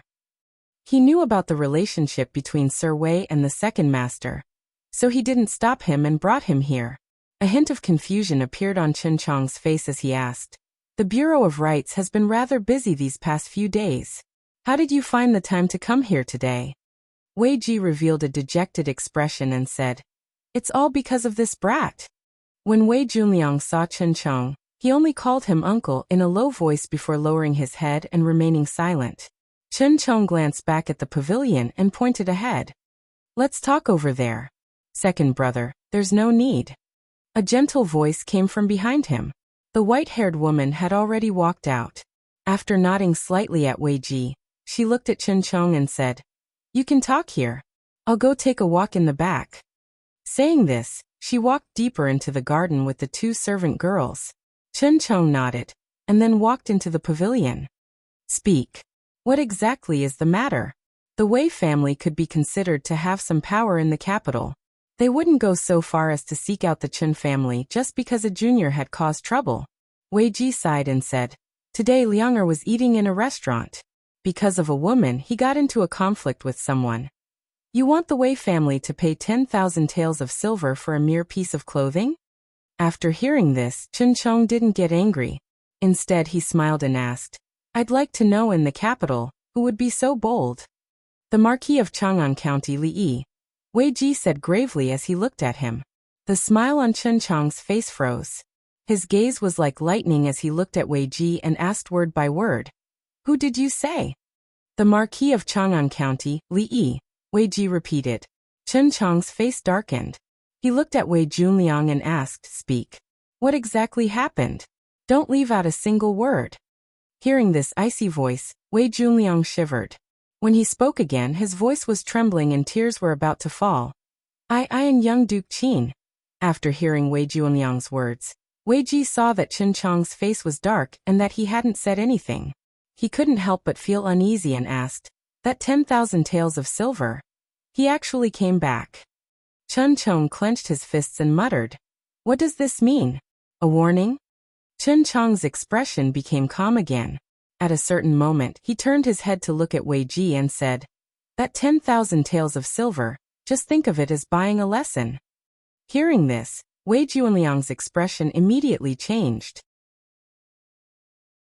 Because Wei Ji was already mentally prepared, he only revealed a bitter expression and didn't speak. When did he say? "Before tomorrow." Chen Chong waved his hand and said, "Go back and prepare before the sky darkens." Behind the fake mountain, a delicate figure leaned against it, a hint of a smile on her lips. She closed her eyes, put her palms together, and sincerely said, "Thank the gods and Buddhas, it's good that you're back, it's good that you're back." When Wei Junliang walked out of the Chen estate, both sides of his face were swollen. In the end, he still ended up in the same state as Duke Qin, except that the former had been beaten by the Marquis of Li, while he had been beaten by his own father. There were many wastrels with swollen faces like him in the capital today. The people of the capital were shocked to see a few important figures walk out of a restaurant with gloomy expressions. The young people following behind them were crestfallen, as if they had been hit by frost. After teaching their own juniors a lesson, the officials and nobles of the capital all had extremely complicated expressions on their faces. That person was using this method to tell them that he had returned. Although the atmosphere between men and women in the Jing kingdom was still somewhat traditional, there were many reasons for a man to carry a woman on his back and walk on the street. At most, people would look at him a few times, but it might not necessarily be considered indecent. However, when they returned to Willow Lane and put Ruoqing down, her face was still red to the ears. Li didn't have anything to be shy about. After all, it wasn't the first time he had carried her on his back. Besides, she had carried Xiaohuan, Mississippi Lu, Yongning, and the Tsundere Lolita. In comparison, although Mississippi Lu usually didn't show off, she actually had the best figure. Li discovered this when she taught him how to ride a horse last time. Next, it should be Wan Ruoqing. Xiaohuan was still young, so there was still room for development in the future. Li stopped some thoughts in time, looked at Wan Ruoqing and said, "See how your injuries are. Do you need to call the doctor over?" The blush on Wan Ruoqing's pretty face hadn't faded yet. She shook her head and said, "No need. After a while, you should be fine after applying some medicinal wine." "Let's see." Li shook his head and said, "Let's see how serious the injuries are first." Wan Ruoqing's face became even redder. Her injuries were on her calf. If he wanted to see, wouldn't he have to take off her shoes and socks and roll up her pants? But how could a woman's private area be so easily seen by others? Zheng Zimo glanced at Li Yi and said, "You go out first." Li looked at her and asked in confusion, "Why?" A woman's private area? Is that somewhere you can look? Zhang Zimo glared at him again and said, I'll just watch from here. Li Yi then realized that this wasn't the future, where the streets were full of white legs and some girls' pants couldn't even cover their buttocks. This was still an era where one had to be responsible for looking at a girl's feet. However, what Miss Zhang said wasn't quite right. If she couldn't look at her feet, then other places some images emerged in Li Yi's mind, and he couldn't help but look at her a few more times. Seeing that he was looking at her strangely, Zhang Zimo seemed to have thought of something. Her face turned redder than Ruoqing's, and there was a hint of annoyance in her voice. Get out now! After waiting outside for a while, Zhang Zimo came out, her cheeks still red.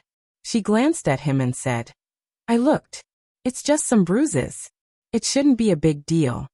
Li Yi nodded and said, I'll have someone bring some medicine for bruises later.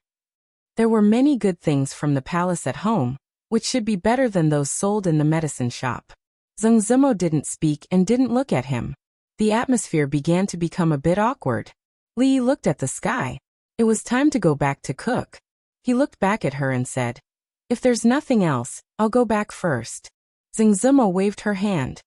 Go. Li Yi thought about it, turned around, opened his arms and said with a smile, We haven't seen each other for a long time. Won't you give me a warm hug?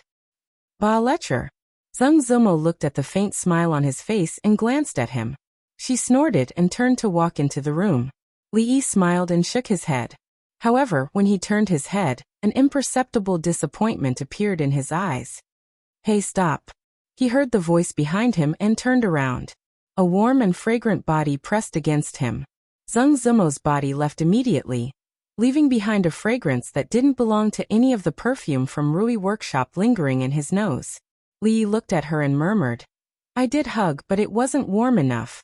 Ba lecture shameless. Zhang Zimo took a few steps back, her face even redder than before. Li Yi smiled, turned around and walked out the door, waving his hand casually behind him. See you tomorrow. Zhang Zimo watched his figure go away before withdrawing her gaze. She said in a daze, See you tomorrow.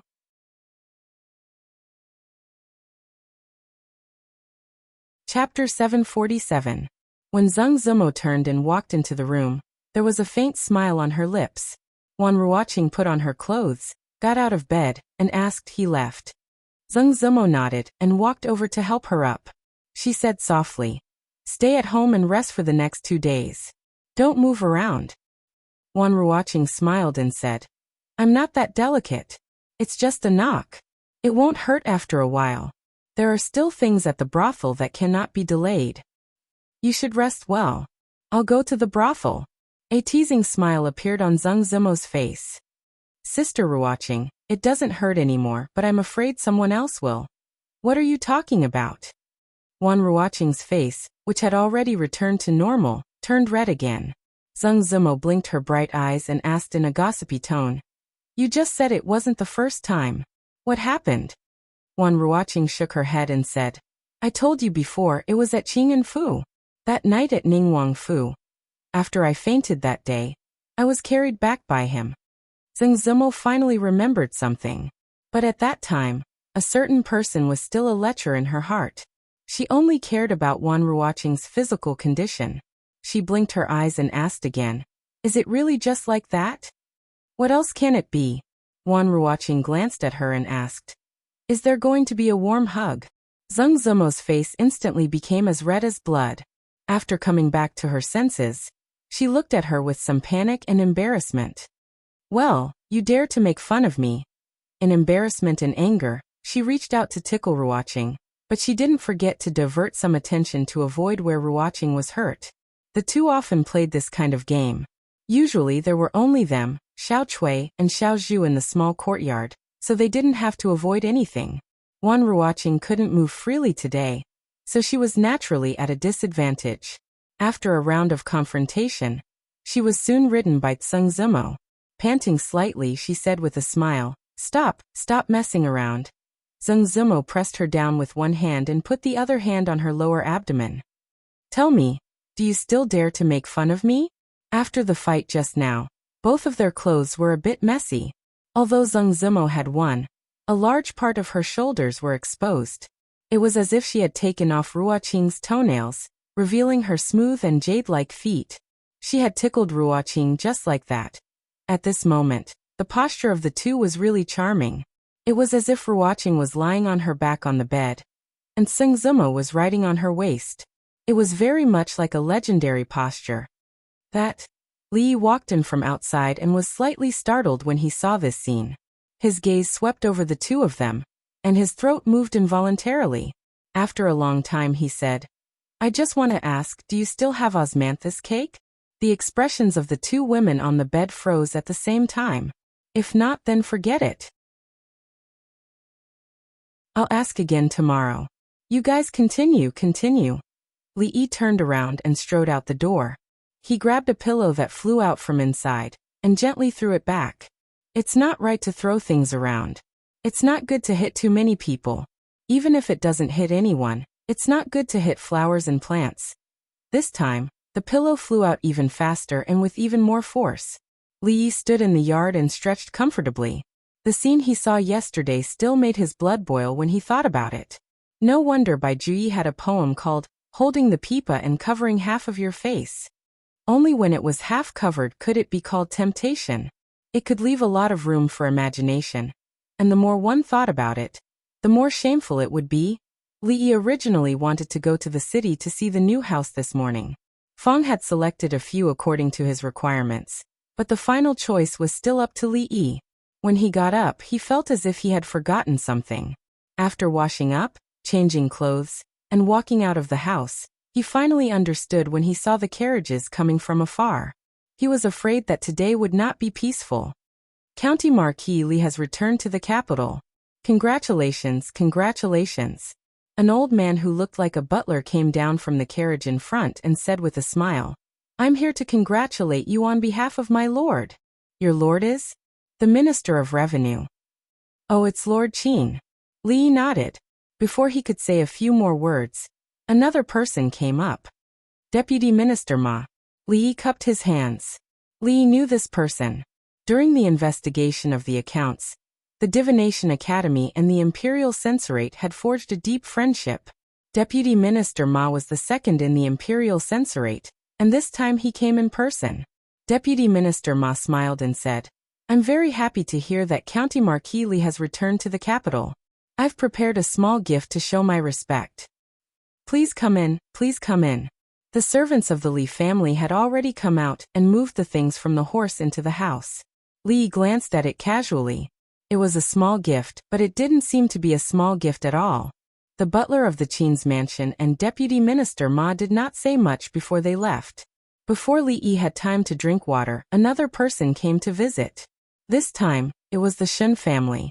Li Yi did not have any friendship with Prime Minister Shen and the Shen family. Last time when the Lioli Glaze exhibition was held in the palace, the Shen family stood up and spoke for him. Although he did not know why they came to join in the fun, he could not neglect them. However, this was only the beginning. Li Yi admitted that he had many enemies in the capital, but he also had many friends. This matter involved many factions in the imperial court and the struggle for interests. It was not something that could be explained clearly in a few words. He had some friendship with the Minister of Revenue and the Imperial Censorate. It was not surprising that the Wang family came. Of course, there was no need to mention the family of generals. Even the Shen family, thinking about it, it made sense. He had actually mentally prepared for these things the day before. However, when some officials and nobles he had never even seen before also came to offer gifts, he was truly surprised. Among these people, some were the parents of students in the academy and had a reason to visit. However, there were also some who had no relationship at all. The old woman of the Li family stood by his side.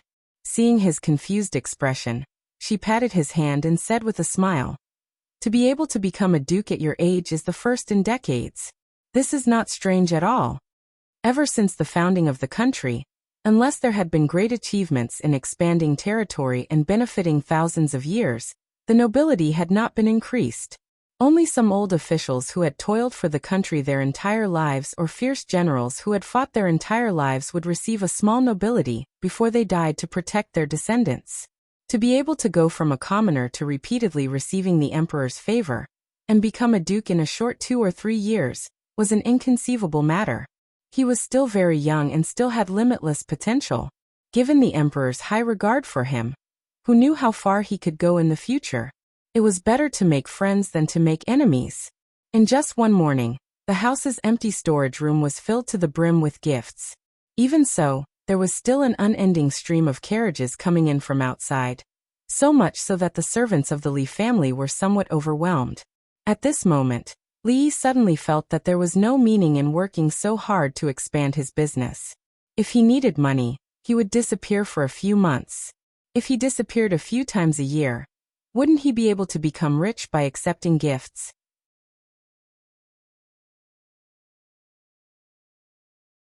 Chapter 748.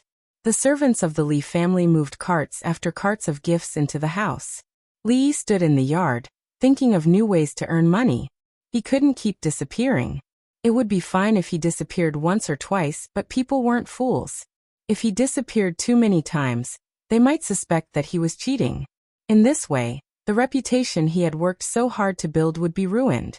He thought about it carefully. When he married Rui, he was in a daze and didn't even remember what happened.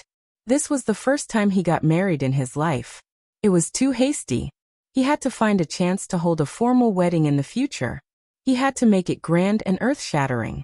He had to invite the royal family, the Wang family, and any rich family in the capital. As for Li Xian, it would depend on how many gifts he gave. In this way, there would be many opportunities to receive gifts in the future. On second thought, it seemed that his birthday was coming. In the past 2 years, he had spent it with Rui and the others at home. Should he make a small celebration this year? Well, it was worth thinking about. Young master, that room is full. Old Feng walked over and said with a surprised expression. It wasn't a festival today, but the number of people who came to send gifts almost reached the outside of the village. Clean up another room. Li Yi waved his hand. When he was about to go out to have a look, he saw someone who surprised him. County Marquis Li. When he saw Li Yi again, Assistant Minister Wei's attitude was very humble. No matter how many gifts others gave, this Assistant Minister Wei of the Ministry of Rights was on the side of the King of Shu, and had a close relationship with the Chen family. How could he come at this time? Was he attracted by my charisma and wanted to forsake darkness for light? Assistant Minister Wei glared at Wei Junliang and said angrily, Unfilial son, apologize to County Marquis Li. One side of Wei Junliang's face was still swollen. He said in a trembling voice, County Marquis Li, it's all my fault for offending you. Please forgive me. Although the two of them were about the same age, Wei Junliang didn't dare to treat the other person as someone who was on the same level as him. Wei Ji forced a smile and said, Marquis, the compensation for the girl's clothes has already been delivered last night. After leaving the Chen family yesterday, the last glimmer of hope in his heart was extinguished. Although he had just been transferred to the capital not long ago, he had long heard of County Marquis Li's murderous methods. If they were targeted by him, even if he had the Chen family behind him, they could forget about having a good ending.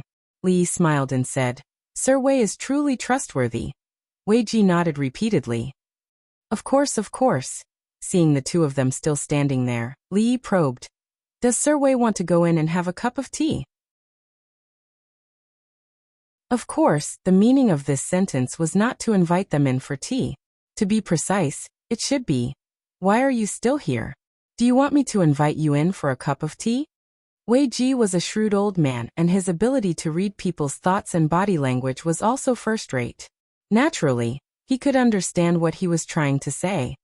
County Marquis Li is busy, we'll go back first. Sir, you're back? A young man walked in from outside and looked at Li Yi with a happy expression. Then he looked back and asked in confusion, Sir, is that the Assistant Minister of the Ministry of Rights, Wei Ji?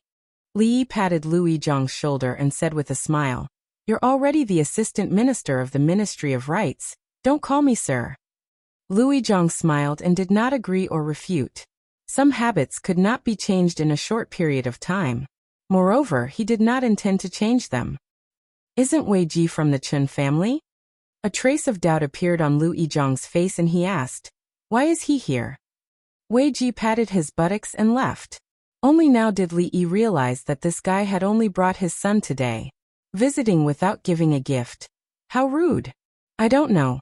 Hearing Lu Yizhang's words, he shook his head and said, "I heard that Assistant Minister Wei spent 10,000 taels of silver to buy a piece of clothing. How extravagant. He's just a small assistant minister. His entire life salary can't even add up to that much. I don't know where that money came from. When you go down, you have to be more careful. Corruption is not allowed." Lu Yizhang's status in the Secret Intelligence Bureau was not low. The Secret Intelligence Bureau was a sharp sword hanging above the heads of the officials.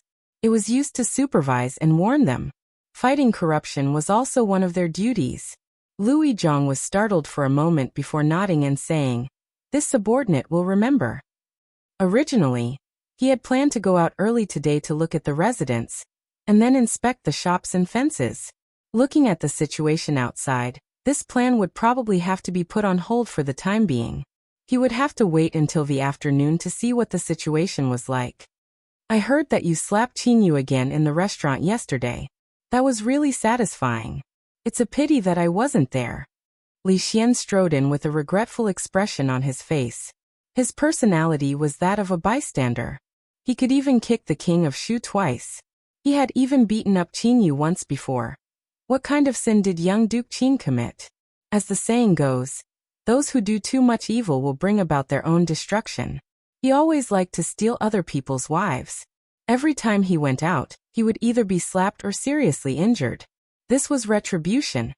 After establishing the Academy of Sciences, Li Xian became a true scientific maniac. He couldn't usually see the heir's wife since she was in the palace. He could only vent all his energy on research. Li Xian didn't come alone. His brother-in-law, Wang Yong, followed behind him.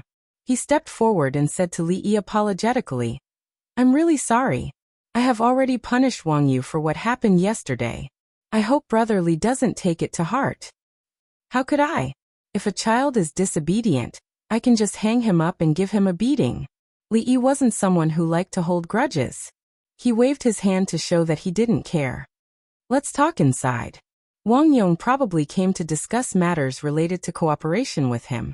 As a friendly business partner, his attitude towards him was naturally better. After the tea was served, Wang Yong only took a sip and went straight to the point. He described in detail to Li Yi about the matters related to the colored glass business in the past few months. A few months ago, when Li Yi left the capital, it happened to be the day when the Wang family's colored glass bazaar ended. The number of colored glass sold at the bazaar was carefully planned to not only meet the needs of the rich in the capital, but also not appear to be common and cause the price to fall. The royal family, the Wang family, and the Li family made a lot of money in those days. After that, in order to ensure continuous profits, except for the occasional small amount of colored glass sold by the Wang family around the capital, there were no more large-scale sales of colored glass. Waves of foreign merchants walked out of the capital, leaving their footprints all over the Jing Kingdom. They walked out of the Jing Kingdom and went to the world, so that the light of the rising sun could shine further. I don't know what channel the Cui family has used, but they have also accumulated a lot of colored glass in their hands. Wang Yong frowned slightly and said, "Although they haven't been released for the time being, I heard that the Cui family will hold a colored glass appreciation conference in the capital in a few days. This is not good news for us." Li Yi certainly knew how the Cui family got their colored glass, and he had been paying attention to the news from the Cui family.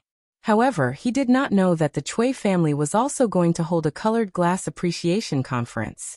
It seemed that even if there was an intelligence system, sometimes it was not as well informed as these century-old clans. The Cui family actually had a lot of businesses under their name, and they were involved in a wide range of fields. The Li family almost had an absolute monopoly on the business of perfume and spirits, but there were not too many secrets in the area of ready-made clothing or weaving. There were countless imitators, and the Cui family was the largest imitator. Even if the quality and reputation of the imitators were not comparable, it would still more or less affect the business of the Cui family. Miss Sung also complained to him yesterday that these imitators with bad intentions used inferior materials at low prices, and had a very bad reputation among the customers, affecting the entire ready-made clothing circle. It seemed that during the days when he was not in the capital, the Cui family was jumping around quite happily. Colored glass appreciation conference? Li Yi smiled and murmured, "It seems that it's time to release a large number of foreign merchants." Wang Yong's face showed a puzzled expression. He looked at him and asked, "A large number of what?"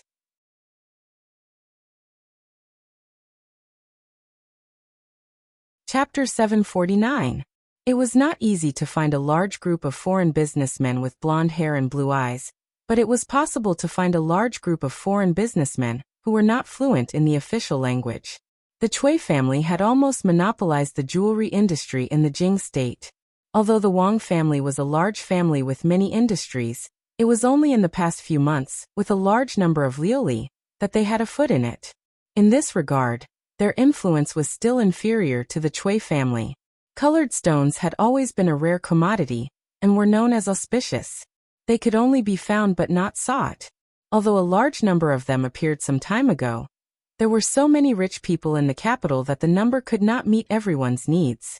After a few months, the Cui family's colored stone appreciation party naturally attracted people's attention again. Especially those who failed to get it for various reasons the last 2 times, they began to be impatient early. Emperor Jing only wore an outer robe. After a meal, he took a walk in the garden as usual. He wondered, where did the Cui family get so many colored stones? How would I know? Li Yi shook his head and said, "However, the emergence of a large number of colored stones is not a good thing. If it is not controlled well, it may cause a big mess." Emperor Jing looked at him and asked, "What do you mean?" "Colored stones are precious because they are rare. If colored stones are like the gravel on the ground, and can be found everywhere, then there is no value to speak of." Li Yi thought for a moment and said, "Your Majesty, think about it. If someone with ulterior motives sells the gravel at a sky-high price and the world rushes to buy it, then all the silver in the world will fall into the hands of that person. In this way, the world will be in chaos." "You mean that the Cui family has accumulated a large number of colored stones. Once they are released, the capital will be in chaos. It is only a possibility." Li Yi shook his head and said, "Recently I just want to stay at home peacefully and take care of my own affairs. I can't manage the Cui family." "Peacefully?" Emperor Jing glanced at him. These days, the memorials of impeachment in the court have piled up higher than the table. Is this what you mean by peacefully? This is really unfair. I heard that you let people block more than a dozen of the capital's playboys in the restaurant, and let their elders personally take them away. There are countless people who can testify that I was bullied. You even made Wei Ji pay 10,000 taels for a piece of clothing. Your Majesty, aren't you curious as to how an assistant minister like him got so much silver? Emperor Jing glanced at him and said, "I'm afraid I'll have to disappoint you this time. Since Wei Ji could be pushed out, it's impossible for him to have made any major mistakes. Even if he made some small mistakes, he will only be fined a few months' salary at most." Your Majesty, what are you saying? How could this subject be disappointed? This subject can't be more than happy for your Majesty to have an uncorrupted official like Assistant Minister Wei. Li Yi said with a disappointed expression. "All right, stop pretending in front of me." Emperor Jing waved his hand and said, "You have nothing to do at home these days.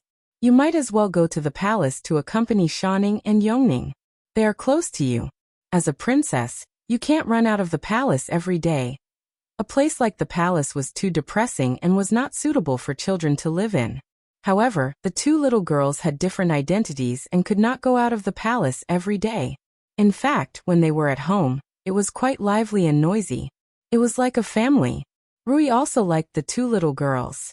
Recently, she liked children more and more. When Li Yi walked out of the imperial garden, 2 small figures, each carrying a small school bag, were already waiting for him outside. They did not need to stay in the palace all day. Every day, they would be sent to the Princess Royal's Women's College at a fixed time. Of course, Due to their identities, they had specialized female teachers there, and did not have many opportunities to interact with other people. Goodbye, Imperial Father. The proud Lolita waved at Emperor Jing from afar. Li Yi held one of them in each hand, and walked out of the palace. Emperor Jing looked in that direction for a long time, until the figures of one big and two small figures completely disappeared. Only then did he withdraw his gaze. His face showed some envy. Changda hesitated for a moment and went forward to say, County Marquis Li said that if you move out of the palace, it will be very beneficial to your body. Recently, the weather has been hot. Your Majesty, why not move to Xiujiang Courtyard?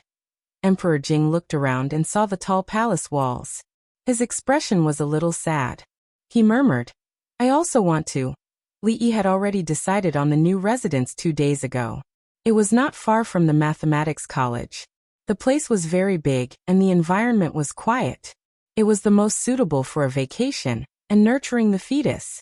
The original owner was a wealthy merchant in the capital. He originally refused to sell it, but after hearing who was buying the residence, he completed all the procedures on the same day. The new residence could not be moved in immediately. Before that, Li Yi had to spend a few days to redecorate the inside, so that it would be comfortable to live in. He had already thought about it. When the time came, he would not bring so many people to the new residence. He would only bring a few servant girls to be responsible for the daily cleaning work. As for taking care of Ruri, he could do it himself. Speaking of which, he had been taken care of by others for 2 lifetimes. Now he had truly learned to take care of others. Of course, he had to thank Mississippi Lu. In the Qi Kingdom, when she was injured and he raised her like a pig, he cooked and brewed medicine every day. From time to time, he would take her out to relax, chat with her, and sleep with her. He had never taken care of anyone like this before. It had also changed some of Li Yi's carelessness. All right. Husband, I really can't drink anymore. Ruri said helplessly as she put down the spoon. Drink another mouthful. Li Yi picked up the spoon and blew on it before carefully reaching it over. He had brewed this soup for a long time. It was very nourishing and was most suitable for a pregnant woman to drink. Of course, one could drink it even if they were not pregnant. This soup had a comprehensive effect and tasted good. Xiao Huan had already drunk 2 small bowls. After drinking the last mouthful, Rui refused to drink any more no matter what. Li Yi saw that there was still quite a lot left in the soup bowl. It would be a waste to pour it away. After all, he had spent a lot of effort on this soup. He then turned to look at Xiao Huan. The little servant girl touched her slightly bulging belly and said pitifully, Young master, I can't drink any more. Li Yi shook his head. When he was about to pour the soup bowl out, he paused. Mississippi Lu was not practicing her swordsmanship in the courtyard. She put autumn water aside and sat by the stone table. She stared blankly in a certain direction. This scene made Li Yi's expression become a little dazed.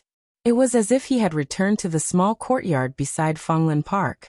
In the past, she rarely stared blankly like this. However, he did not know when it started, but Li Yi often saw this scene in front of him. The girl had grown up and had something on her mind. Mississippi Lu was not like Xiao Huan. Everything was written on her face.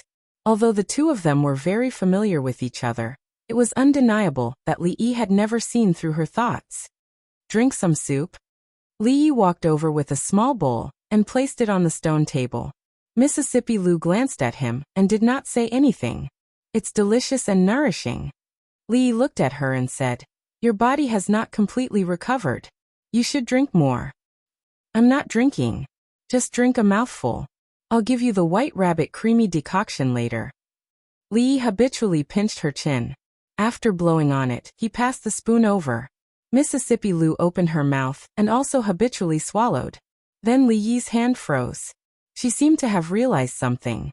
She lowered her head and looked down, but there was no expression on her face. This scene had actually happened often in the past. She would never go along with Li Yi's character. Whenever something happened, she would first resist a little and then reluctantly give in. For a long time, she had been drinking medicine like this. She drank a mouthful of medicine and was rewarded with a white rabbit creamy decoction. The two of them were used to this kind of transaction. However, just now, they seemed to have forgotten that this was no longer the Qi Kingdom. It was no longer the small courtyard beside Fragrant Forest Park, where only the two of them resided. Sorry. It was a habit. Li Yi was the first to react. He quickly retracted his hand and did not let her drink the soup. He was ready to run away at any time. Mississippi Lu did not have any special reaction. She only glanced at him and said calmly, "Put it down." "Huh. Put the soup down." Mississippi Lu repeated.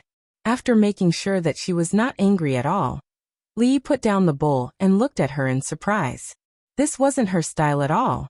Mississippi Lu glanced at him. "Why are you still here?" Li looked at her and said, "You're a little strange today." Holding autumn water in her hand, Mississippi Lu narrowed her beautiful eyes and asked, "How strange?" "Strange?"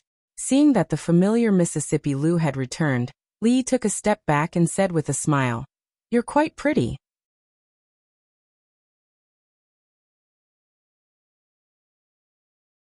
Chapter 750.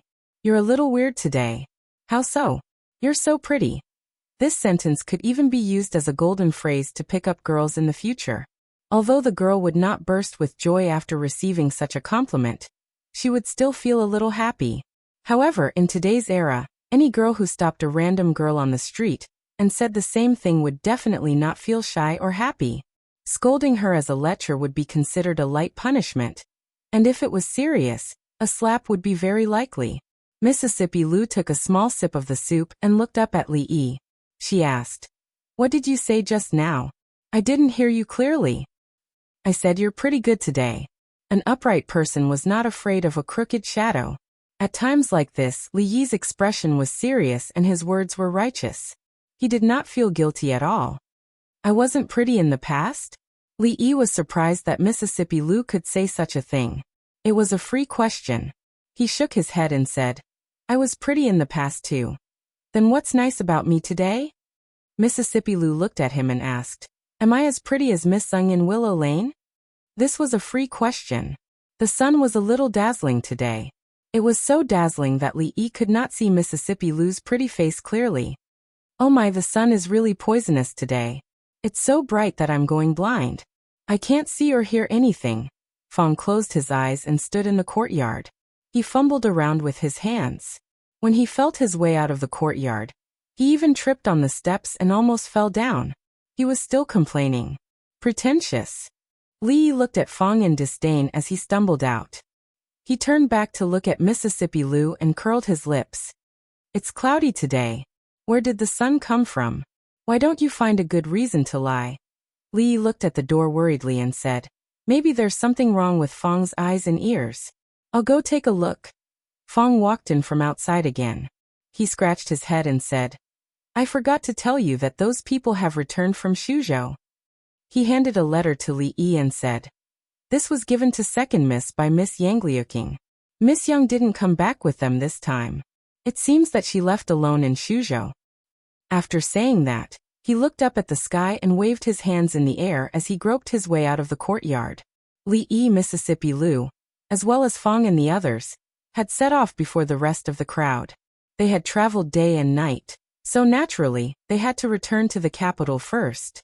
The remaining team of nearly 100 people came back from Shuzhou under the leadership of Yang Liuqing. However, Fong just said that she didn't come back with the others. Li walked over and handed the envelope to Mississippi Lu. "This is for you." He thought that since those people had returned, the materials donated by the king of Shu should have arrived.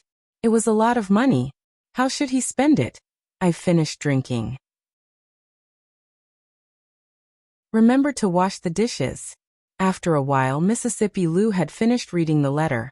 She put it on the table and stood up. She didn't argue with Li Yi about what had just happened. She turned around and went back to her room. Li Yi picked up the letter in surprise and looked at it. After a while, he slowly put it down. He glanced at the closed door of Mississippi Lu's room and frowned slightly. Yang Liuqing had left. Just as suddenly as she came. She left just as suddenly. She didn't say where she went, nor did she say whether she would come back. She just thanked Mississippi Lu in the letter for teaching her martial arts in the past 2 years. These 2 years were the happiest 2 years of her life. She would never forget all of this. She would always have such a master. She couldn't repay the kindness of giving her a new life. There was nothing else in the letter after that. Li Yi's index finger gently tapped on the table. A look of reminiscence appeared on his face. "Excuse me, does Rui Lu live here?" The young girl who was about the same age as Mississippi Lu appeared before him more than a year ago. She carried a small bag on her back and held a long sword in her hand. The cold expression on her face was exactly the same as Mississippi Lu's. At that time, she wanted to challenge Rui, who was ranked first on the hero ranking board. She talked about the rules of Jianghu every time she opened her mouth. After losing to Rui, she wholeheartedly wanted to be her master. Although Mississippi Lu didn't agree, Li Yi was still a little surprised at her perseverance. Every day before dawn, she would come over to boil water, chop firewood, and clean the courtyard. She almost took care of all the chores in the house. Before her, Mississippi Lu was the most hardworking person that Li Yi had ever seen. After her, Li Yi had never seen anyone who worked harder than her. She seemed to be carrying a heavy burden that had been buried in the bottom of her heart. She had never revealed it to anyone. In the past 2 years, the only thing that she had done was to continuously surpass herself. From a petty thief who knew some kung fu, she had now become a top-notch master. Although she was still a long way from becoming a master, or a master like Mississippi Lu, the speed of her improvement was too fast. She had a bright future ahead of her. Even now, she was ranked at the top of the heaven ranking board. Li Yi didn't know what she was carrying that made her so strict with herself. She was curious about the reason why Yang Liuqing left, but she was more concerned about Mississippi Lu's feelings. Her cold and unapproachable face was just a facade. She was cold on the outside but warm on the inside. She never talked much. She would prove everything with her actions. If she hadn't recognized her as a disciple from the bottom of her heart, she wouldn't have spent so much effort to cultivate her. Although she didn't show it on the surface, when she left just now, Li Yi saw some different expressions on her face. Shuzhou. Li Yi had always known that Yang Liuqing had a secret. Especially on the way back from the Qi Kingdom, this feeling became stronger. Thinking of something, Li Yi walked out and entered another small yard. Second granduncle was asleep on the rocking chair. The sloppy old man squatted far away, flipping through a yellowed book. When Li Yi walked over, he didn't even notice it until Li Yi coughed softly. He hurriedly stuffed the book into his sleeve, raised his head and asked, "What's wrong? Are you going out?" As a martial arts grandmaster, it was inconceivable that he would need a reminder to realize that someone was approaching him. Li Yi looked at him and asked, "What book are you reading, Su? You're so engrossed in it." Hearing this, the sloppy old man straightened up and said with a smile, "A profound martial arts secret book. You won't understand it even if I tell you. It turns out that the men and women in the profound martial arts secret books don't wear clothes." Li Yi didn't expect him to be so reserved at such an old age. With his status and strength as a guru, he still needed to rely on this kind of book to solve his personal problems. He said with a smile, "Su, if you like it, I'll give you some more profound secret books next time. The color pages are very precious." Having seen more real and exciting things, although he was not very interested in those traditional picture books, it was still very easy for him to get a few. The sloppy old man said seriously, "You misunderstood. This is really a secret book." "I know." Li Yi waved his hand and said, "Don't worry, Su. I won't tell anyone." If the news that a Wulin guru liked to read erotic books was released, the sales of Wulin tabloids would definitely increase greatly. After smiling, Li Yi's face became serious and he asked, "Does Su know something about Yang Liuqing?" The sloppy old man was about to explain. Hearing this, he looked at him and asked, "What happened to her?" "She left, so I want to know something about her." Li Yi told him about Yang Liuqing's departure. If this matter had no beginning and no end, he was afraid that Mississippi Lu would always feel uncomfortable. The sloppy old man thought for a moment, then nodded and said, "The martial arts she used seemed to be from an old guy in the Wu Kingdom." "The Wu Kingdom?" Li Yi frowned slightly. The sloppy old man looked a little nostalgic and nodded. "If I'm right, she should have some relationship with the royal family of the Wu Kingdom."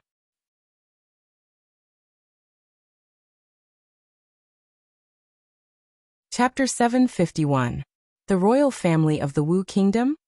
The expression on Li Yi's face had already turned into one of astonishment.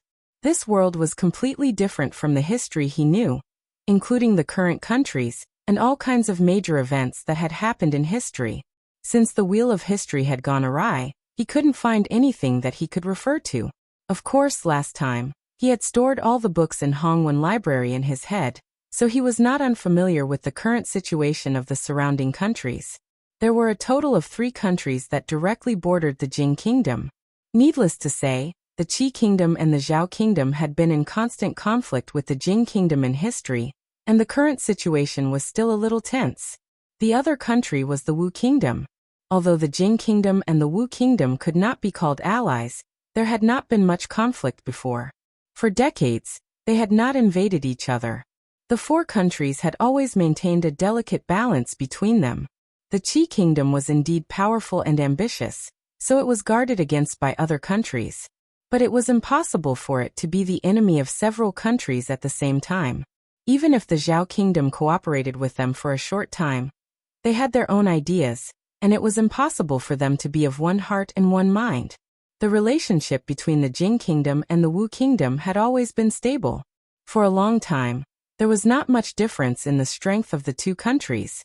However, several years ago, a certain prince of the Wu Kingdom launched a coup without any warning, killed his brother and father, and sat on the throne himself. Since then, the Wu Kingdom had been in a long period of turmoil. The loyal officials in the court were either dead or hiding.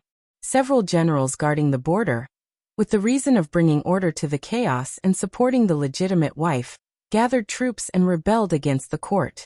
There were also countless rebel armies in the country, forming a group of heroes and forming a separatist regime, which gave the current court of the Wu Kingdom a headache. These words were once again confirmed by the sloppy old man. Li Yi had known for a long time that Monster Su was from the Wu Kingdom. However, when one's martial arts cultivation reached such a realm, most of them would choose to go out and travel in order to make a breakthrough in their lifetime. As a result, the concept of countries and the like was much more vague. After the former emperor was assassinated, Empress Wendy also committed suicide. After gaining power, the second prince killed the crown prince with a cup of poisoned wine. Empress Wendy's youngest son, and the 14-year-old princess Duanrong disappeared. They must have been hidden by the ministers loyal to the former emperor. The sloppy old man just narrated slowly without any extra expression on his face. How could that old fellow Yang Wanli just watch such a thing happen? Did something happen to him? Li looked at him and asked with a frown. Su means, the sloppy old man said.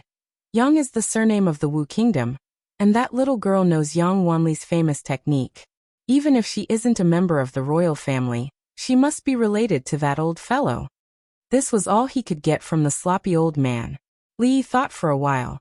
Although she was young and was good at doing those rough jobs, if he thought about it carefully, he would find that apart from these things, she always seemed to hide some kind of temperament. Inadvertently, it overlapped with a girl who liked to eat egg fried rice. The next time he entered the palace, he would ask the eldest princess about the situation in the Wu Kingdom. The royal family must have some secret ancient books that he couldn't see. When Li Yi walked back, he glanced at the tightly closed door of Mississippi Lu's room and felt a slight headache. Her only disciple had left without saying goodbye. She definitely wouldn't feel good in her heart. Furthermore, she was the kind of person who kept everything in her heart and wouldn't tell anyone. Even if he wanted to make her happy, he didn't know how to break through from this angle. Rui was like this when she was young. She kept everything in her heart. When father and mother left, she didn't cry. She didn't eat or drink. She just sat by the bed in a daze for 3 days. Rui looked at him and shook her head. If she has something on her mind, she won't listen to anyone. Li Yi showed a helpless expression and said, if she keeps it in her heart for a long time, it will cause problems. Don't worry, husband. I'll talk to her tomorrow. Rui smiled and brought the wooden basin over. She put it by the bed and tested the temperature of the water. She said, husband, soak your feet first. Ever since Rui got pregnant, she was not allowed to intervene in any of the family's matters. With her physique, as long as she was not fighting another grandmaster, she would not be affected at all. However, this was an order from the old mistress. Xiao Huan followed her every day because the old mistress could not stay idle and wanted to do something. She had cried a few times. However, during the days when Li Yi came back, she would fetch a basin of hot water every night and wash his feet personally. Li Yi looked down at her delicate side profile. His eyes were in a trance and he suddenly jumped off the bed. Rui seemed to be a little scared. She looked up at him and asked in confusion, "Husband, you used to wash my feet. Today it's my turn to wash my wife's feet." Li Yi looked at her and pointed to the bed. He said, "Sit down." "How can I do that? Husband, how can you?" Rui shook her head repeatedly. Li Yi picked her up and put her on the bed. He said, "It's natural for a husband to wash your wife's feet. Why can't you do that? Come on, sit down." The water was just right.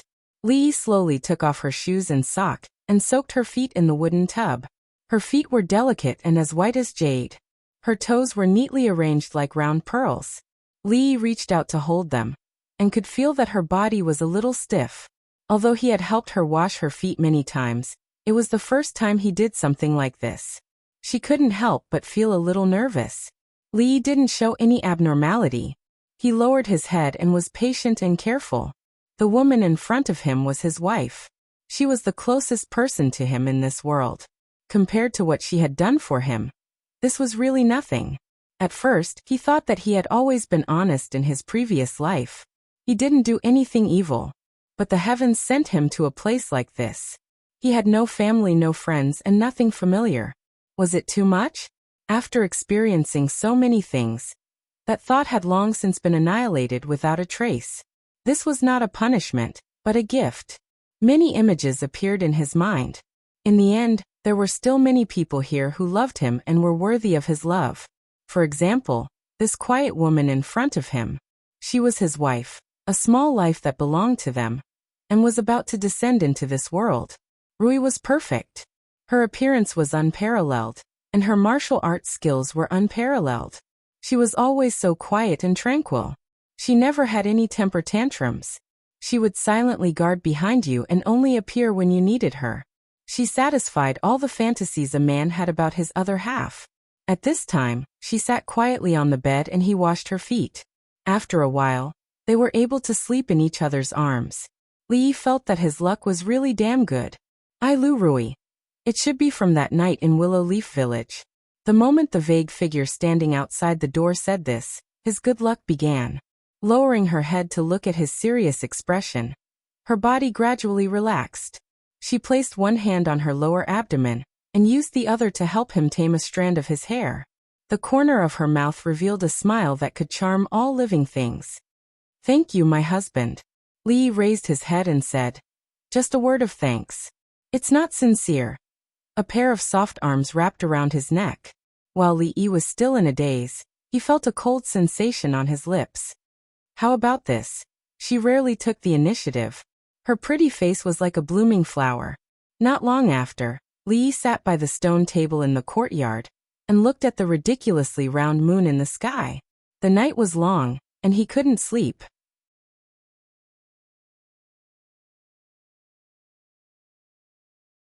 Chapter 752. Li Yi lay on the rocking chair. The servant girl placed 2 peeled eggs in front of his eyes and rolled them gently. Yesterday he only felt a little sleepy after sitting in the courtyard until late at night. Li Yi felt that it was time to consider the matter of Rui and sleeping in separate rooms. Otherwise he wouldn't be able to sleep in the future. Young master, are we going to move soon? The servant girl put down the eggs and moved her little hand on his head. Her voice was soft. Li Yi nodded.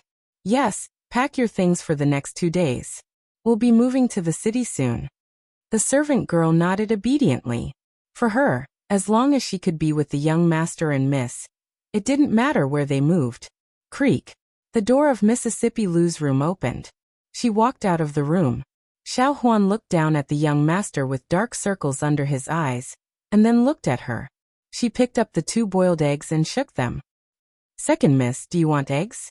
Yang Liuqing was probably the outsider that Mississippi Lou treated the most carefully. In fact, ever since she became Rui's disciple, Li had never treated her as an outsider. She left without saying goodbye. Even he felt a little uncomfortable in his heart, let alone Mississippi Lu. He still wanted to figure out the ins and outs of this matter. Yangliuking, the little disciple of your second miss? Emingzu ate the shrimp fried rice that Li Yi brought over, and looked up at him. What about her? Help me check if there is anyone with the same name as her among the royal family, or nobles of the Wu kingdom. Li Yi said and then opened his mouth. The arrogant Lolita put a peeled shrimp into his mouth. This was not the era of the developed internet in the future. It was easy to search for the needed information on the internet. It would be more troublesome for Li Yi to do this on his own. The royal family always had some special channels.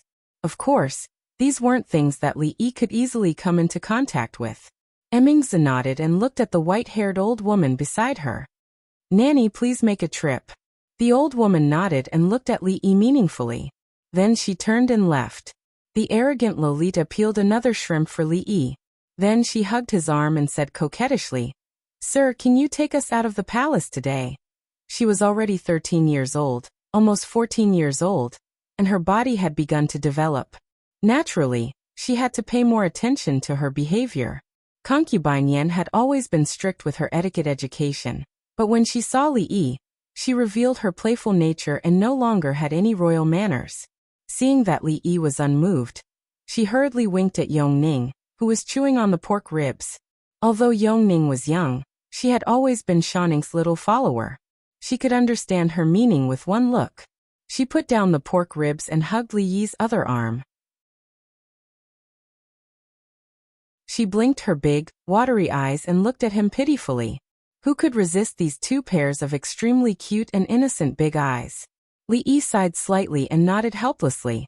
Sir is the best. The Tsundere Lolita jumped up and kissed him on the cheek.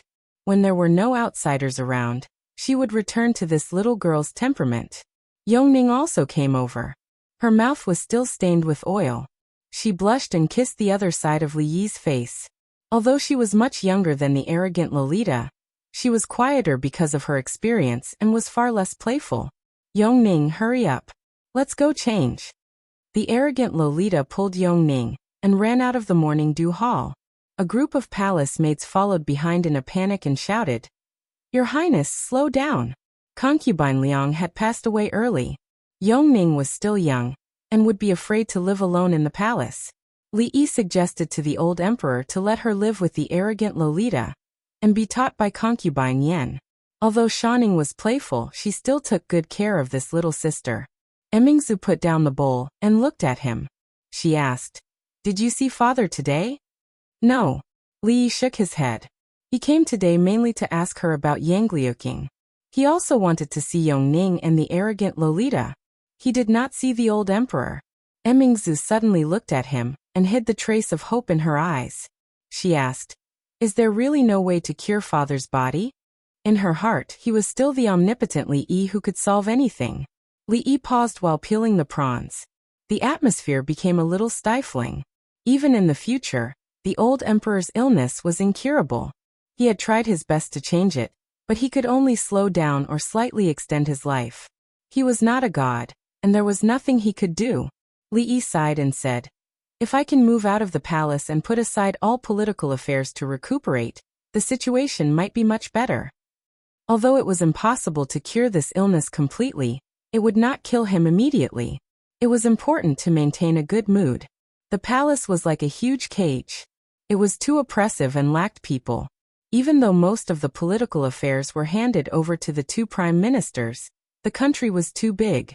As the emperor, there were too many things he had to deal with every day. When Li Yi talked to him, he would often ignore his identity as the emperor.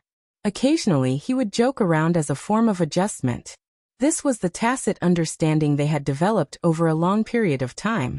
However, the effect was only temporary. If the old emperor could immediately put down the burden on his shoulders and find a quiet place outside the capital with beautiful mountains and rivers, he could lie in the courtyard and bask in the sun when he had nothing to do. If he was in the mood, he could go to the brothels to play mahjong with Chong or find a few old ladies to dance in the square. He could not say that he would live to a ripe old age, but he could definitely live for a few more years. However, Li Yi could not mention this method, and neither could the imperial physician. Even they knew it very well. "Father, he is very tired." Emingzu lowered her head. Her face was a little gloomy, but then she raised her head and said seriously, "I will try to persuade father." Li Yi nodded. She was probably the only one who could raise such matters with the old emperor. There was a short silence between the two of them. Then, the sound of footsteps approached from afar. The white-haired old woman came over with a thick stack of books in her arms. She put them on the table. "These are all the information about the Wu Kingdom."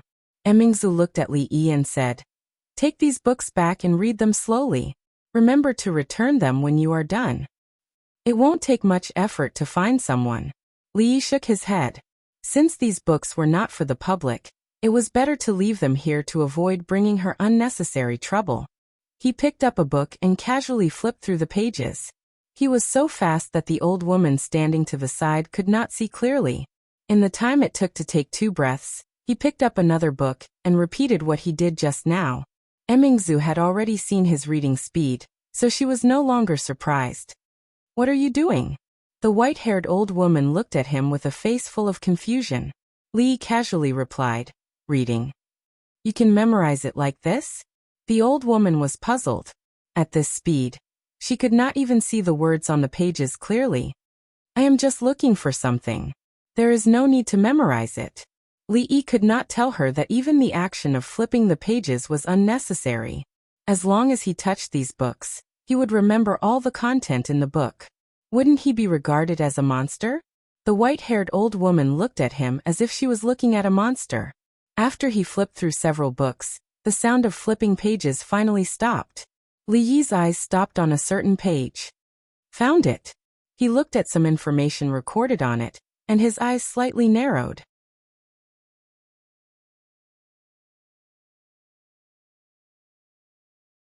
Chapter 753. Have a look.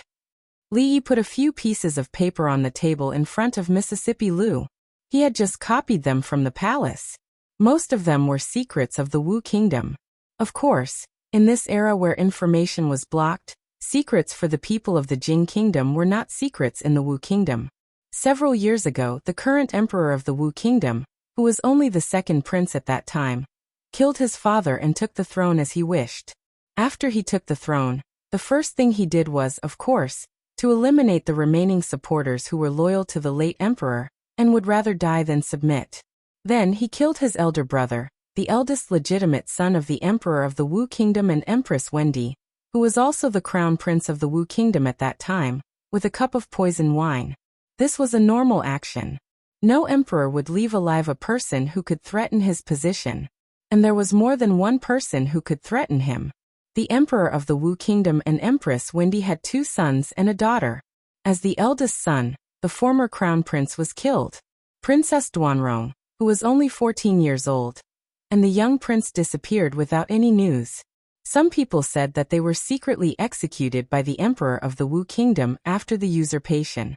Some people also said that they were hidden by the ministers who were loyal to the late emperor, waiting for the day when they could set things right and help the young prince to regain the throne. Some people also said that they were imprisoned in the Deep Palace. In short, whether in the Wu Kingdom or in other countries, there were many speculations about this matter. But obviously none of the speculations was confirmed. From the information collected in the palace, Li Yi learned that the daughter of the emperor of the Wu Kingdom and the queen was titled Princess Duanrong, and her name was Yangliuking. At that time, Li Yi finally understood what the unsmiling girl who was unbelievably strict with him was carrying on her back then. Did she want to go back to take revenge after learning martial arts? The possibility was so small that it was almost negligible. How could the security around the emperor of a country be weak? Even a grandmaster would not be able to easily sneak into the palace to commit regicide. Moreover, her strength was still a long way from that of a grandmaster. The possibility of her taking revenge on her own was too small. Of course, the current her was no longer the rash young girl from 2 years ago. She would definitely not do something like striking a rock with an egg. He had already asked the eldest princess to pay more attention to the whereabouts of that Princess Duanrong of the Wu Kingdom. The Jing Kingdom definitely had people who specialized in collecting such information in the Wu Kingdom. I've already asked someone to keep an eye on her. Li Yi saw that Mississippi Lu was silent, so he asked with concern, "Are you all right?" His disciple, who left without saying goodbye, was actually a princess of a country, and could be considered as half a princess of a subjugated country. Li Yi could not understand Mississippi Lu's feelings at the moment. Although she was usually strict on the surface, they were about the same age, and their temperaments were like carved from the same mold. The relationship between master and disciple in this era was far from what the future generations could understand. Mississippi Lu never did things without a beginning, so Li Yi was really worried that she would run away without a word one day. "It's okay." Mississippi Lu put away the pieces of paper, stood up, and said, "I see. Are you really fine?" Li Yi looked at her. Why did she have to pull a long face? At this time he forgot that Mississippi Lu always had a straight face. Mississippi Lu glanced at him and said, "What do you think will happen?" Li Yi looked at her and said with a smile, "Just smile when it's okay. It's not good to always have a cold face. Boring." Mississippi Lu glanced at him indifferently and walked straight in front of him. When she walked past Li Yi reached out and tugged at her cheeks. It was still the same bouncy face that he was familiar with. No matter what expression she put on, the corners of her lips still curled up. She stood there in a daze, as if she did not expect that he would dare to do such a bold thing in this place that was no longer the kingdom of Qi. Damn it, why is the sunlight so dazzling recently? I can't see again. Fong closed his eyes and touched his hands randomly. He actually found the position of the door accurately, and his figure disappeared in an instant. Those people have even begun to imitate the style of our ready-made clothes now. They use inferior cloth, rough production, and the price is low. Our business has been affected, but they are backed by those big families, and we can't afford to offend them. It's better not to cause more trouble. Sung Zimo said a few words and looked at Li Yi sitting on the chair with an abnormal expression. She asked in confusion, "What's wrong with you?" "It's nothing. I'm a little tired sitting down. Let's talk on my stomach." Li Yi stood up with the help of the chair, and lay on the small bed next to him. His butt was not touching the chair, and he immediately felt much more comfortable. More importantly, there was a faint fragrance on the small bed, which reminded him of the not very warm hug that day. It was the same smell. When have we ever been afraid of trouble? After changing to a comfortable position, Li Yi looked at her and said, "It's just the Cui family. In this capital city, there is no one we can't offend except the emperor. Don't worry, the Cui family won't be able to jump around for long. Get up." Sung Zimo forgot about the business at this time, and walked over with a little blush. How could a woman's bed be casually slept by others? Although this was only a studio, she would usually rest here when she was tired from painting. She slept here more often than in her bed in her room. If others saw this, they might think of her. Of course, this others only referred to someone who would tease her because of this. Seeing that Sung Zimo had already grabbed his arm and pulled him off the bed, Li Yi quickly said, "Isn't it just lying down for a while? Don't be so stingy." He couldn't sit down now. Yesterday, he pinched Mississippi Lu's face, and she chased after him until his butt was swollen. He suspected that she was using him to vent her anger. She didn't touch anywhere and only kicked his butt. Although it wasn't hurt, it would at least hurt for a day or two. This grudge had been formed, and he remembered it in his heart. In the future, he would return it 10 times or even 100 times. "Get off!" Seeing him being so shameless, Sung Zimo was a little angry. She couldn't help but think of the 2 times he saw her naked body, but she pretended that nothing had happened. He was also shameless.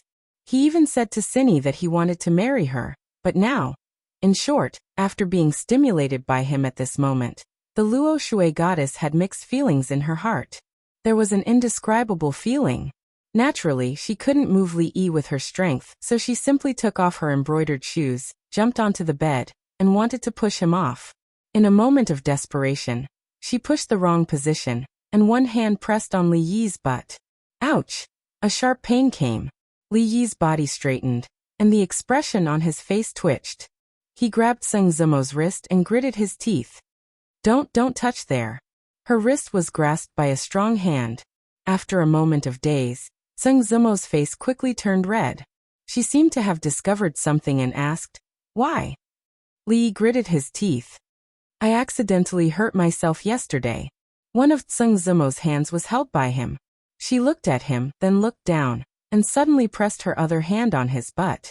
At this moment, she even forgot about the boundaries between men and women. She only thought that this shameless man had always bullied her, and now she finally had a chance to get back at him. Li Yi's eyes widened.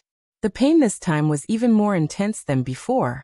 His hand loosened and she easily broke free. Seeing him like this, Sung Zimo's pretty face revealed a hint of smugness. "You have this day too," she thought with such pleasure in her heart. "Are you going to get down or not?" She raised a hand and pretended to hit him. Li Yi's eyelids twitched. He subconsciously held her hand and turned over. However, he didn't expect that Sung Zimo would be driven by this force and fall straight down, pressing on top of him. As a result, Li Yi's butt came into intimate contact with the bed, and because there was another person on top of him, it was even closer. At this moment, he felt that he had come to hell.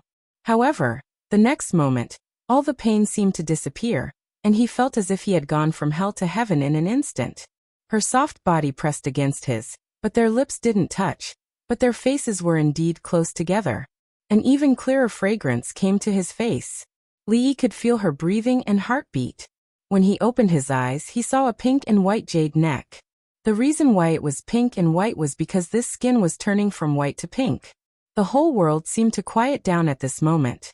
At the door of the studio, the little servant girl with her hair combed into a bun put her thumb in her mouth and quietly moved a little to the side. Then she opened her eyes wide.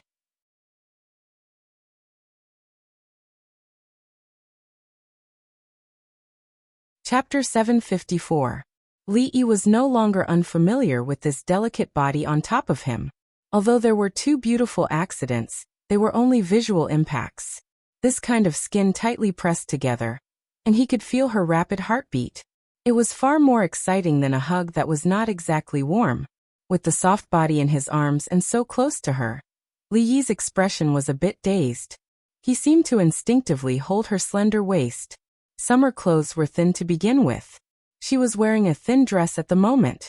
Even through the clothes, she could still feel that kind of slippery feeling. Sung Zimo had struggled to prop herself up. Her face was full of shame and anger, as if she would explode in the next moment. However, at a certain moment, a strange feeling came from her waist, causing her body to tremble slightly. She lowered her head and looked at him in disbelief. His expression was a bit dazed, and his eyes were a bit unfocused. She saw a certain emotion in the depths of his eyes, which made her heart beat faster. Something seemed to melt in her heart. At this moment, she was half propping herself up. Their bodies were no longer close together, but in reality, there was only an extremely small distance. This kind of distance was actually even more ambiguous. Li Yi only needed to shift his gaze slightly to see more scenery. However, he could not think about this at this moment. The dazed look in his eyes quickly dissipated, and he realized what situation he was in right now. He looked at her pretty face, which was inches away from him. Their breaths blew on each other's faces, and they just stared at each other in a daze. Li Yi looked away. He was worried that he would not be able to recover from her almost natural seductive posture, and his hands quickly let go. Sung Zimo saw a certain emotion fade from his eyes. Her body stiffened slightly, and her face was no longer blushing. A trace of pain and disappointment appeared in the depths of her eyes, and she struggled to climb up from his body. Li Yi only glanced at her tentatively. When he saw the light in her eyes fade, his heart almost uncontrollably tightened. Without any hesitation, his hand once again wrapped around her slender waist, and he exerted a little force. In the end, the goddess of Luo Shui didn't get up. She fell on his body even more heavily than before. This time, the two of them looked at each other's eyes and noses. They both saw the same thing in each other's eyes. They just stared at each other without saying a word. Only the sound of their heartbeats could be heard clearly in the quiet room. The servant girl, who had already put her thumbs in her mouth, finally seemed to realize something. She gently closed the door without making a sound. Then, she pressed her ear against the door and held her breath. An excited expression appeared on her face. After a quarter of an hour, she still didn't hear any sound. Her feet were a little numb from standing. She held onto the door and pressed her ears even closer. The door was open from the inside. Li Yi supported Xiao Chui's forehead to prevent her from falling. He stepped out of the room, pinched her face and said, "So young, yet not learning good things." Watching him walk out, Xiao Chui rubbed her face. When she looked into the room, she saw the young miss coming down from the bed. Her clothes were neat and tidy, but her face was a little red. Other than that, there didn't seem to be anything strange. She grew up in a brothel and naturally knew much more than ordinary women. She knew that if something had happened between them just now, the young miss would definitely not be like this.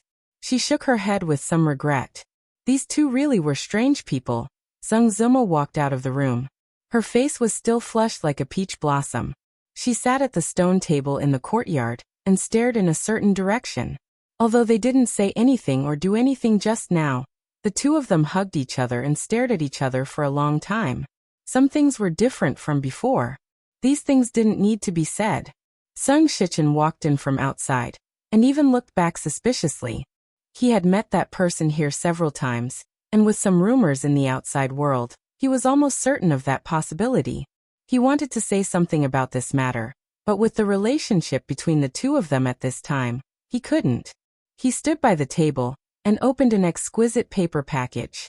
He looked at Zheng Zimo and said with a smile, "Zimo Fuji released a new product 2 days ago. The taste is not bad, try it." Zheng Zimo looked up at him. Although she didn't speak, she poured a cup of tea from the table and moved the teacup to the opposite side. The expression on Sung Shichen's face froze. He looked at her as if he couldn't believe it. His hand holding the teacup trembled slightly. He slowly sat down, suppressed the surprise in his heart, and drank the cup of tea in one gulp. The tea was cold, but the warmth in his heart even surpassed that of the day he was promoted to Assistant Minister of the Ministry of Revenue, and countless envious gazes in the court. The slovenly old man sat in the carriage and glanced at Li Yi. He asked, "Go back?" Li Yi nodded. The slovenly old man looked at him suspiciously and asked, "Didn't you come to see the house today? Haven't you seen it yet? Didn't you take a detour because of the traffic jam?" The slovenly old man looked at him as if he didn't know whether he had seen it or not. Li Yi waved his hand and got into the carriage. "Then let's go see it." What was it that made him so happy that he even forgot the serious matter of this trip? The slovenly old man looked back in a certain direction, and his heart was full of doubts. The house had almost been arranged, and they could move in tomorrow. Li Yi had just packed some things he needed. As for the daily necessities and the like, there were maids to take care of them. Life in the future would not be so boring. In the morning or afternoon he could accompany Rui to take a walk by the lake of the Mathematics Institute, or he could walk more and go shopping. It was not far from the Imperial Palace, and the proud Lolita and Yongning could come over every day. Rui liked children, and she also liked them to play at home. Li Yi did not know what it would be like at home after they gave birth to their children. Mississippi Lu's mood seemed to have improved again. Li Yi felt that the beating was not in vain, but he still had to remember it. A gentleman's revenge was never too late. One day, she would definitely regret it. Everything had been going well recently. It seemed that all his bad luck had been used up when he was kidnapped by the Taoist nun. He could lie in the courtyard and bask in the sun peacefully. He did not have to think about anything, and he could not help but want to smile when he thought about it. The little maid's hands were soft, and it was comfortable wherever he pressed recently. The sunlight in this courtyard had been particularly dazzling, so when Fong came in, he had to be careful. He did not want to see something that he should not see, and he did not have to worry too much about the problem of loyalty and justice. "Young master, the Chui family is really going to hold a glass appreciation meeting. They invited a lot of people, and it will be held in half a month." The Chui family must have invited a lot of people since they delayed the meeting so much, and it would not be limited to the capital. They were really making a big move.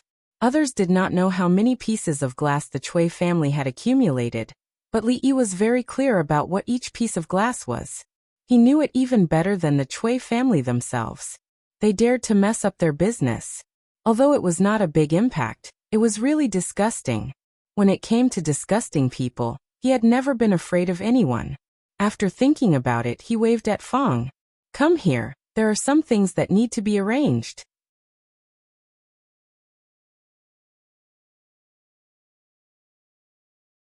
Chapter 755.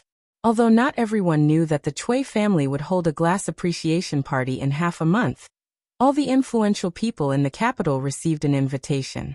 Although the venue was not as high class as the Wang families, it was said that the scale was much larger. The number of glasswares would be several times that of the Wang families. It was strange that such a precious object as glass was rarely seen. Why did it suddenly increase these days? Many people were puzzled. The royal family once held a glass appreciation party, and there were many glass Buddha statues and wares on display. This was not strange. It was not strange for the royal family to take out any treasures. A few months ago, the Wang clan also held a glaze bazaar, and took out even more glaze. This was not strange. The Wang clan was rich enough to rival a country, and they coincidentally met a foreign merchant, so they obtained so many glaze wares. It was nothing special. But why did the Cui family join in the fun this time? According to their bold words, it seemed that the glass they had accumulated was more than the Wang family took out at the last glass bazaar. Everything had a limit. The reason why glass was precious was because it was rare. Only a fool would spend so much money to buy a glass appreciation party that was held every few days. Of course, the number of glass on the market was far from overflowing. Even if the price was really reduced, the Cui family still made a lot of money this time.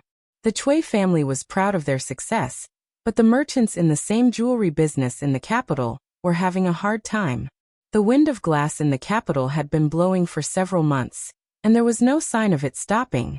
The actions of these big families were getting bigger and bigger. If this continued, it would be difficult for them to do business. Everyone was scrambling for glass, but it was expensive. With their wealth and status, it was difficult to get it. Running a small business could not be compared to the Cui family's golden jade pavilion. They could only hope that the heavens would quickly take back the gift of glass and give them a way out. The shopkeeper of a jewelry shop in the capital was sitting in the shop and sighing. From morning until now, there was not a single customer in the shop. This business was really impossible. While he was lamenting in his heart, a black shadow suddenly appeared in front of him. The shopkeeper jumped in fright. When he looked up, he saw a tall and sturdy man walking in from outside. "Sir, are you looking at jewelry? Are you giving it to someone or?" The shopkeeper hurriedly went up to greet him. This was the first customer of the day, so he had to treat him well. In a place like this, sometimes they wouldn't be able to open for business for a few months after completing a single business. "I don't look at jewelry." The man's voice rang out like a great bell. "I'm here to sell you something." Selling things. When the shopkeeper heard this, he immediately lost interest. He waved his hand and said, "We sell jewelry here, we don't buy things." The burly man took out a sparkling and translucent glass ball from his sleeve. The shopkeeper swallowed the second half of his words. His eyes widened, and his breathing became hurried as he stared at him. "I have a batch of colored glaze to sell to you." The burly man looked at him and said, "Look at this color, this luster, this feeling. It's definitely a top-notch colored glass." The shopkeeper stared at the glass ball in his hand. Even his breathing stopped for a moment. If such an item was placed in his shop, it would undoubtedly become the treasure of the shop. He didn't know how many customers it would attract. He did not have the right to attend the colored glaze appraisal conference in the palace, nor did he receive an invitation to the Wang family's colored glaze bazaar. This time, no matter what price he had to pay, he would leave behind this glass ball. Seeing that the shopkeeper did not speak, the man thought that the shopkeeper did not believe him. Frowning, he suddenly raised his hand and threw the glass ball to the ground. Pa! After an extremely crisp sound, the burly man crouched down and pointed at the pile of fragments on the ground. "Look, these cracks, these fragments, they're not fake, right?" He picked up a piece and handed it to the shopkeeper. "If you don't believe me, feel it." The shopkeeper's lips trembled and his face had already turned purple. He pointed at the burly man and said in a trembling voice, You. The burly man patted his shoulder and said, Don't rush, don't rush. If you don't believe me, I'll let you throw one yourself. Bring it in. He waved his hand and two people outside the door carried in a large box. After opening it, the shopkeeper's gaze was completely attracted by the dazzling array of items in the box.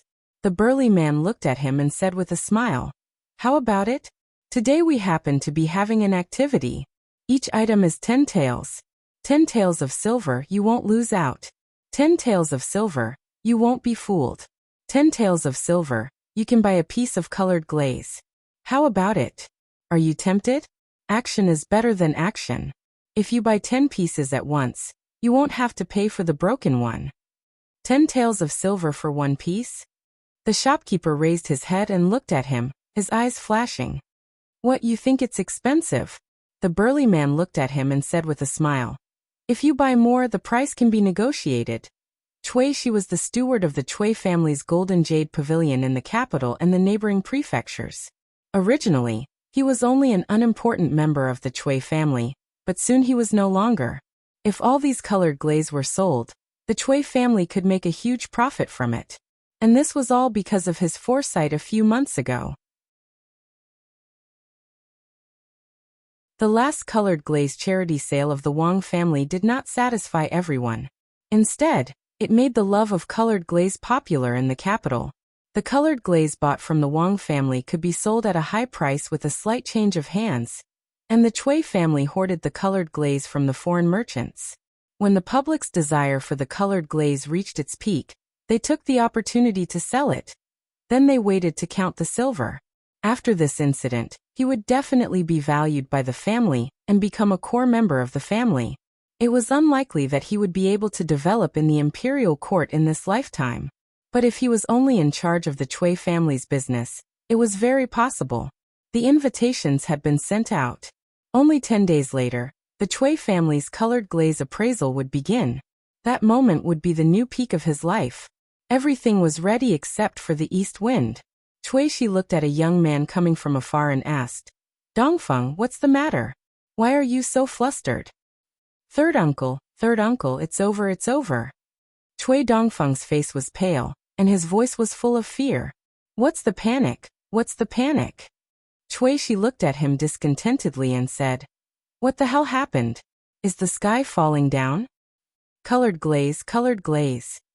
Cui Dongfeng gasped. What happened to the colored glaze? Cui Shi's face changed and asked, Could it be that something happened to the Cui family's colored glaze? The word colored glaze was related to his future. Cui Shi's heart immediately tightened. The Cui family's colored glaze is fine. Hearing Cui Dongfeng's first sentence, Cui Shi's heart was relieved. As long as the colored glaze was fine, everything was fine. But there are colored glaze everywhere in the capital now. Cui Dongfeng's voice was still trembling. You can buy a piece of colored glaze with 10 taels of silver, and get a piece of soap. If you buy clothes, you get a colored glaze hairpin. If you buy perfume, you get a colored glaze bracelet. The Drunken Moon brothel.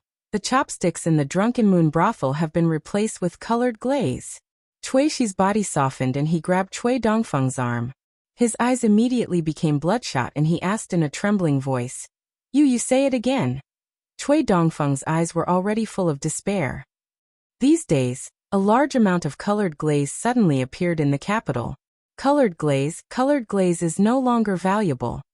When the Cui family was about to hold a colored glaze appreciation party, and wait to make a big profit, the originally hard-to-buy colored glaze suddenly became a common thing on the street overnight. Who would spend a lot of money to buy the Cui family's colored glaze? But the problem was that the price paid by the Cui family for these colored glaze was too great. Cui Shi knelt on the ground, his vision turned black and there was only one thought in his mind. It's over. Not far away, there was already a noisy sound of footsteps coming. Li Yi still overestimated the patience of the Cui family. In just half a year, the price of colored glaze fell from the clouds to the ground. If it continued for a few more days, there would still be a big profit to be made. However, he also knew that this matter should end here. This kind of money could not be earned too much. If it continued, the fragile economic system of the Jing kingdom might be at risk of collapse. The old emperor would be angry with him. While thinking about these things, Wang Yong hurriedly walked in from the outside. As soon as he entered the door, he asked with a face full of joy, Brotherly, have you heard the Cui family?" Li nodded, sighed and said, "The Cui family this time, the Cui family, I'm afraid, will lose millions of taels of silver."